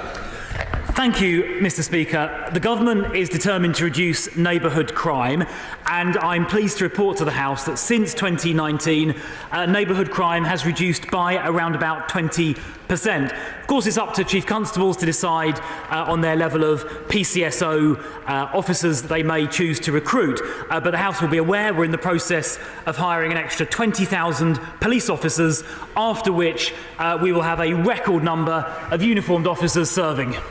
Helen Hayes. Thank you, Mr. Speaker. Police community support officers have a vital role to play in tackling neighbourhood crime and also in building trust and confidence in policing at community level, because they are often the most visible officers to our communities. Can the Minister therefore confirm how many fewer officers assigned to neighbourhood roles there are in England and Wales today than there were in 2010? And how long he expects it to take until police officer and staff numbers in neighbourhood roles reach that same number again? Well, Mr. Speaker, I can confirm, as I said a moment ago, that neighbourhood crime is about 20% lower than it was in 2019. I can confirm that after these 20,000 officers have been recruited in April next year, we will have a record number of uniformed officers serving in this country. And I can confirm that in the Metropolitan Police area, which includes her constituency and mine and the Shadow Police Ministers, we are already at a record number of uniformed officers. PCSOs play a vital role in London's ward safer neighbourhood teams. And these perform a vital function. Will the Minister ask the Mayor of London why he's starving boroughs like Barnet of the officers needed to make up these SNT teams to tackle crime and antisocial behaviour? Well, I think my honourable friend asks a very good question, because as I said already, the Metropolitan Police already has more uniformed officers than it has ever had at any point in its history. And in the current financial year, they've had a funding increase of £170 million compared to last year. So I think my honourable friend asks a very reasonable question. Very good. The Borough of Brent has seen 320 hours of Safer Neighbourhood Teams police time abstracted in the past 3 months. So these figures are not actually made public routinely, and it's important for communities to be able to access that information. So we're just going to leave Home Office questions here in the House of Commons. Interestingly, no questions about this new migrant deal signed with France that we heard about, the £63 million budget, but we were getting reaction from the Conservative MP for Dover, Natalie Elphicke, who'd said that she didn't think that, or actually thought it was falling short of what was needed. Ms Elphicke saying the deal announced with France today falls short of what's needed. It doesn't match the scale or urgency of the small boats crisis or the increased risk of loss of life as winter approaches. What's needed is a step change in approach with joint border patrols and a channel-wide joint security zone. None of that being discussed at the moment in the Commons, but we'll continue to bring you reaction, of course, here on GB News. Now, a year ago today, Ahmad al-Srialman blew up a taxi outside Liverpool Women's Hospital. Although the bomber was the only person to be killed in the blast, the incident shocked the country and was considered an act of terrorism. Our North West of England reporter, Sophie Reaper, has been speaking to the security guard who was on duty that day. An act of terrorism that rocked the nation. 1 year ago today, as people around the UK gathered to mark Remembrance Sunday, one man had other ideas. On the morning of November 14th, 2021, Ahmad al-Srialman booked a taxi to take him from Rutland Avenue to Liverpool Women's Hospital. As the vehicle arrived at the destination, he detonated a homemade explosive device which engulfed the taxi in flames. Driver David Perry miraculously escaped, Swailmean did not. One man who saw it all unfold was Darren Knowles, who was working as a hospital security guard at the time. I was just at the side of my car on my brake, pumping my tyre up because it had a bit of a flat tyre. Next minute, I seen the taxi rush in, and I looked over thinking, why was it speeding? Because you don't really see that at hospital. And then next minute, I just heard a slight bang and saw grey smoke and black smoke. So like coming from the front of the car, so we ran over, saw the taxi driver get out, grabbed him, tried to go back for his takings, his mobile phone and everything. And I just held him back, saying no, it'll probably go up again. And he told me basically what had happened, and there was a terrorist inside the car. How do you think the people of Liverpool were impacted by this act of terrorism? All of us just couldn't believe what happened, especially with it being a children's hospital where babies are born and young families and everything. We're just horrific, traumatised. It's a memory that I'm never ever going to lose. It's just something I've got to learn to cope with. A year on, although the day-to-day may have returned to normal, there is a sense that things will never be the same at Liverpool Women's. In a statement, the hospital's chief executive said, "Whilst we can be grateful that the absolute worst did not happen, there is no escaping the fact that there was intent to cause significant harm. The scars on our buildings have diminished, but some of the deeper scars of that terrible intent remain." Now, although a full year has elapsed, the people of Liverpool will never forget this act of terror against their proud city. Sophie Reaper, GB News. Events of a year ago being marked today. Now, His Majesty King Charles III turns 74 today, his first birthday since becoming monarch, of course. Well, the band of the Household Cavalry performed Happy Birthday during the changing of the guard ceremony at Buckingham Palace. Then gun salutes were fired across the capital in honour of His Majesty, the King's Troop Royal Horse Artillery firing 41 volleys amidst the fog of Green Park at midday. And another performance of Happy Birthday too there in the park. It's not known yet whether the King will follow royal tradition to celebrate both the separate official birthday in the summer. The Queen's actual birthday, of course, was 21st of April, but the official celebration of her birthday falling in June. Well, joining us now is royal commentator Caroline Aston. Caroline, thanks for joining us on this important day, which we are being told the King will be celebrating privately. Is that an indication of this sort of perhaps new lower-key, slimmed-down monarchy? I think it's probably reflective of his emotion at this time. Don't forget, yesterday he led the nation in its remembrance ceremonies, and I'm sure his heart and his mind were full as he laid that black-edged wreath, remembering the times his mother, her small black-clad figure, one of the iconic pictures of that sort of time of year, and there he stood, and I thought the grief that he still feels is still graven on his face. And of course, today, this is the first birthday when he won't hear his mother's voice wishing him happy birthday. There won't be a telephone call. There won't be a shared celebration with her. But of course, as you so rightly say, there's more than a whiff of ceremonial gun smoke in the damp, misty air of London today. And of course, there was a 62 gun salute fired at the Tower of London too. So all the ceremony, the King's Royal Horse Artillery with their black horses, their jingling gun carriages, all of it there, but with that back note, I'm sure, still of reflection and sadness that the Queen was taken so very suddenly from us. And of course, the King finds himself in the middle of immense planning going forward, Operation Golden Orb, as the May coronation is planned. And of course, timing. There's a lot going on, royally speaking, at the moment, with the memoir of Prince Harry coming out in January, Spare, with the debate going on about that, and of course, the ongoing discussion about The Crown, which now, at last, is being shown with a disclaimer to remind everyone that this is a fictionalised dramatisation. And of course, the current series, Series 5, is dealing with some of the more controversial aspects of the King's earlier life. So lots going on, but a happy birthday to you, Your Majesty, and we look forward to a wonderful coronation. Yeah, perhaps he won't be watching The Crown as part of that birthday celebration. Certainly not. No.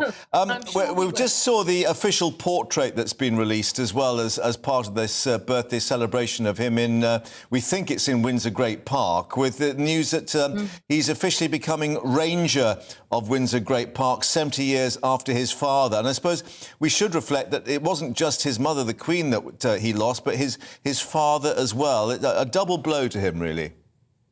Yes, very much so. I mean, a blow to the Queen, of course, when she lost her rock, but also, of course, those two steady figures there leading the institution. Interestingly, in Ranger of Great Park, one of the most amusing ones was Queen Anne's husband, Prince George of Denmark, a man of whom it was said he was so boring, it was a good job he had asthma. It was only his heavy breathing that stopped people mistaking him for dead and carrying him away. That sounds like one of those script lines from The Crown. However, in this sense, it's fact, not fiction. But looking ahead to what we might expect in the coronation, I mean, we saw these scenes in York Minster when the eggs were thrown, but that does seem to be against the flow, where he's been welcomed by people and a very relaxed King Charles, actually shaking hands and posing for selfies. This has moved on in terms of the connection with the public. Very much. I think he's aware of what his mother often used to say. I have to be seen to be believed. And in the modern world, the monarchy has to be relevant and it has to be accessible. And I've been very impressed with the way he's been conducting himself, egg yolks apart. And I think the person that got the jeering, the booing, etc., was certainly not the king. It was a gentleman who lobbed the eggs at him. Going forward, the augurs are good. And I was very impressed by that very first speech he gave to us, with his grief graven on his face, when he thanked his mother for all she'd done and promised to follow in her footsteps. And after all, not many people have a 70-year apprenticeship for the job. Well, yeah, I mean, that actually in itself, of course, is something that we reflect on, that he's come into the job at 74 years of age. Is that going to make a difference to how we see the reign? Well, maybe. I mean, he's very au fait with what's going on. His interests very much correspond with many of the current issues of the moment, particularly to do with climate change. He was talking about that years ago. Ecology, preservation, nature, all of these things chime with today.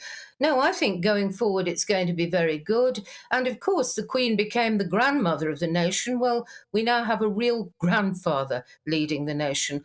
I'm looking forward to what happens next, and certainly towards the coronation, however long or short the ceremony finally turns out to be. Indeed, but perhaps many more candles to come on the cake in future years. Thank you very much indeed for bringing us your reaction on this happy day, this happy birthday, of course.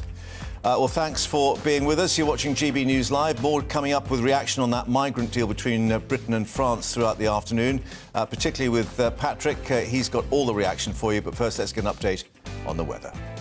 Hi there, I'm Aidan McGivern and here's the latest weather forecast from the Met Office. Areas of cloud and rain will continue to affect many of us during the next 24 hours. Increasingly windy as well, but it will be less mild. Our winds changing from the remarkably warm southerlies that we saw at the weekend to southwesterlies or even westerlies over the coming days. Of course, those winds will continue to push weather systems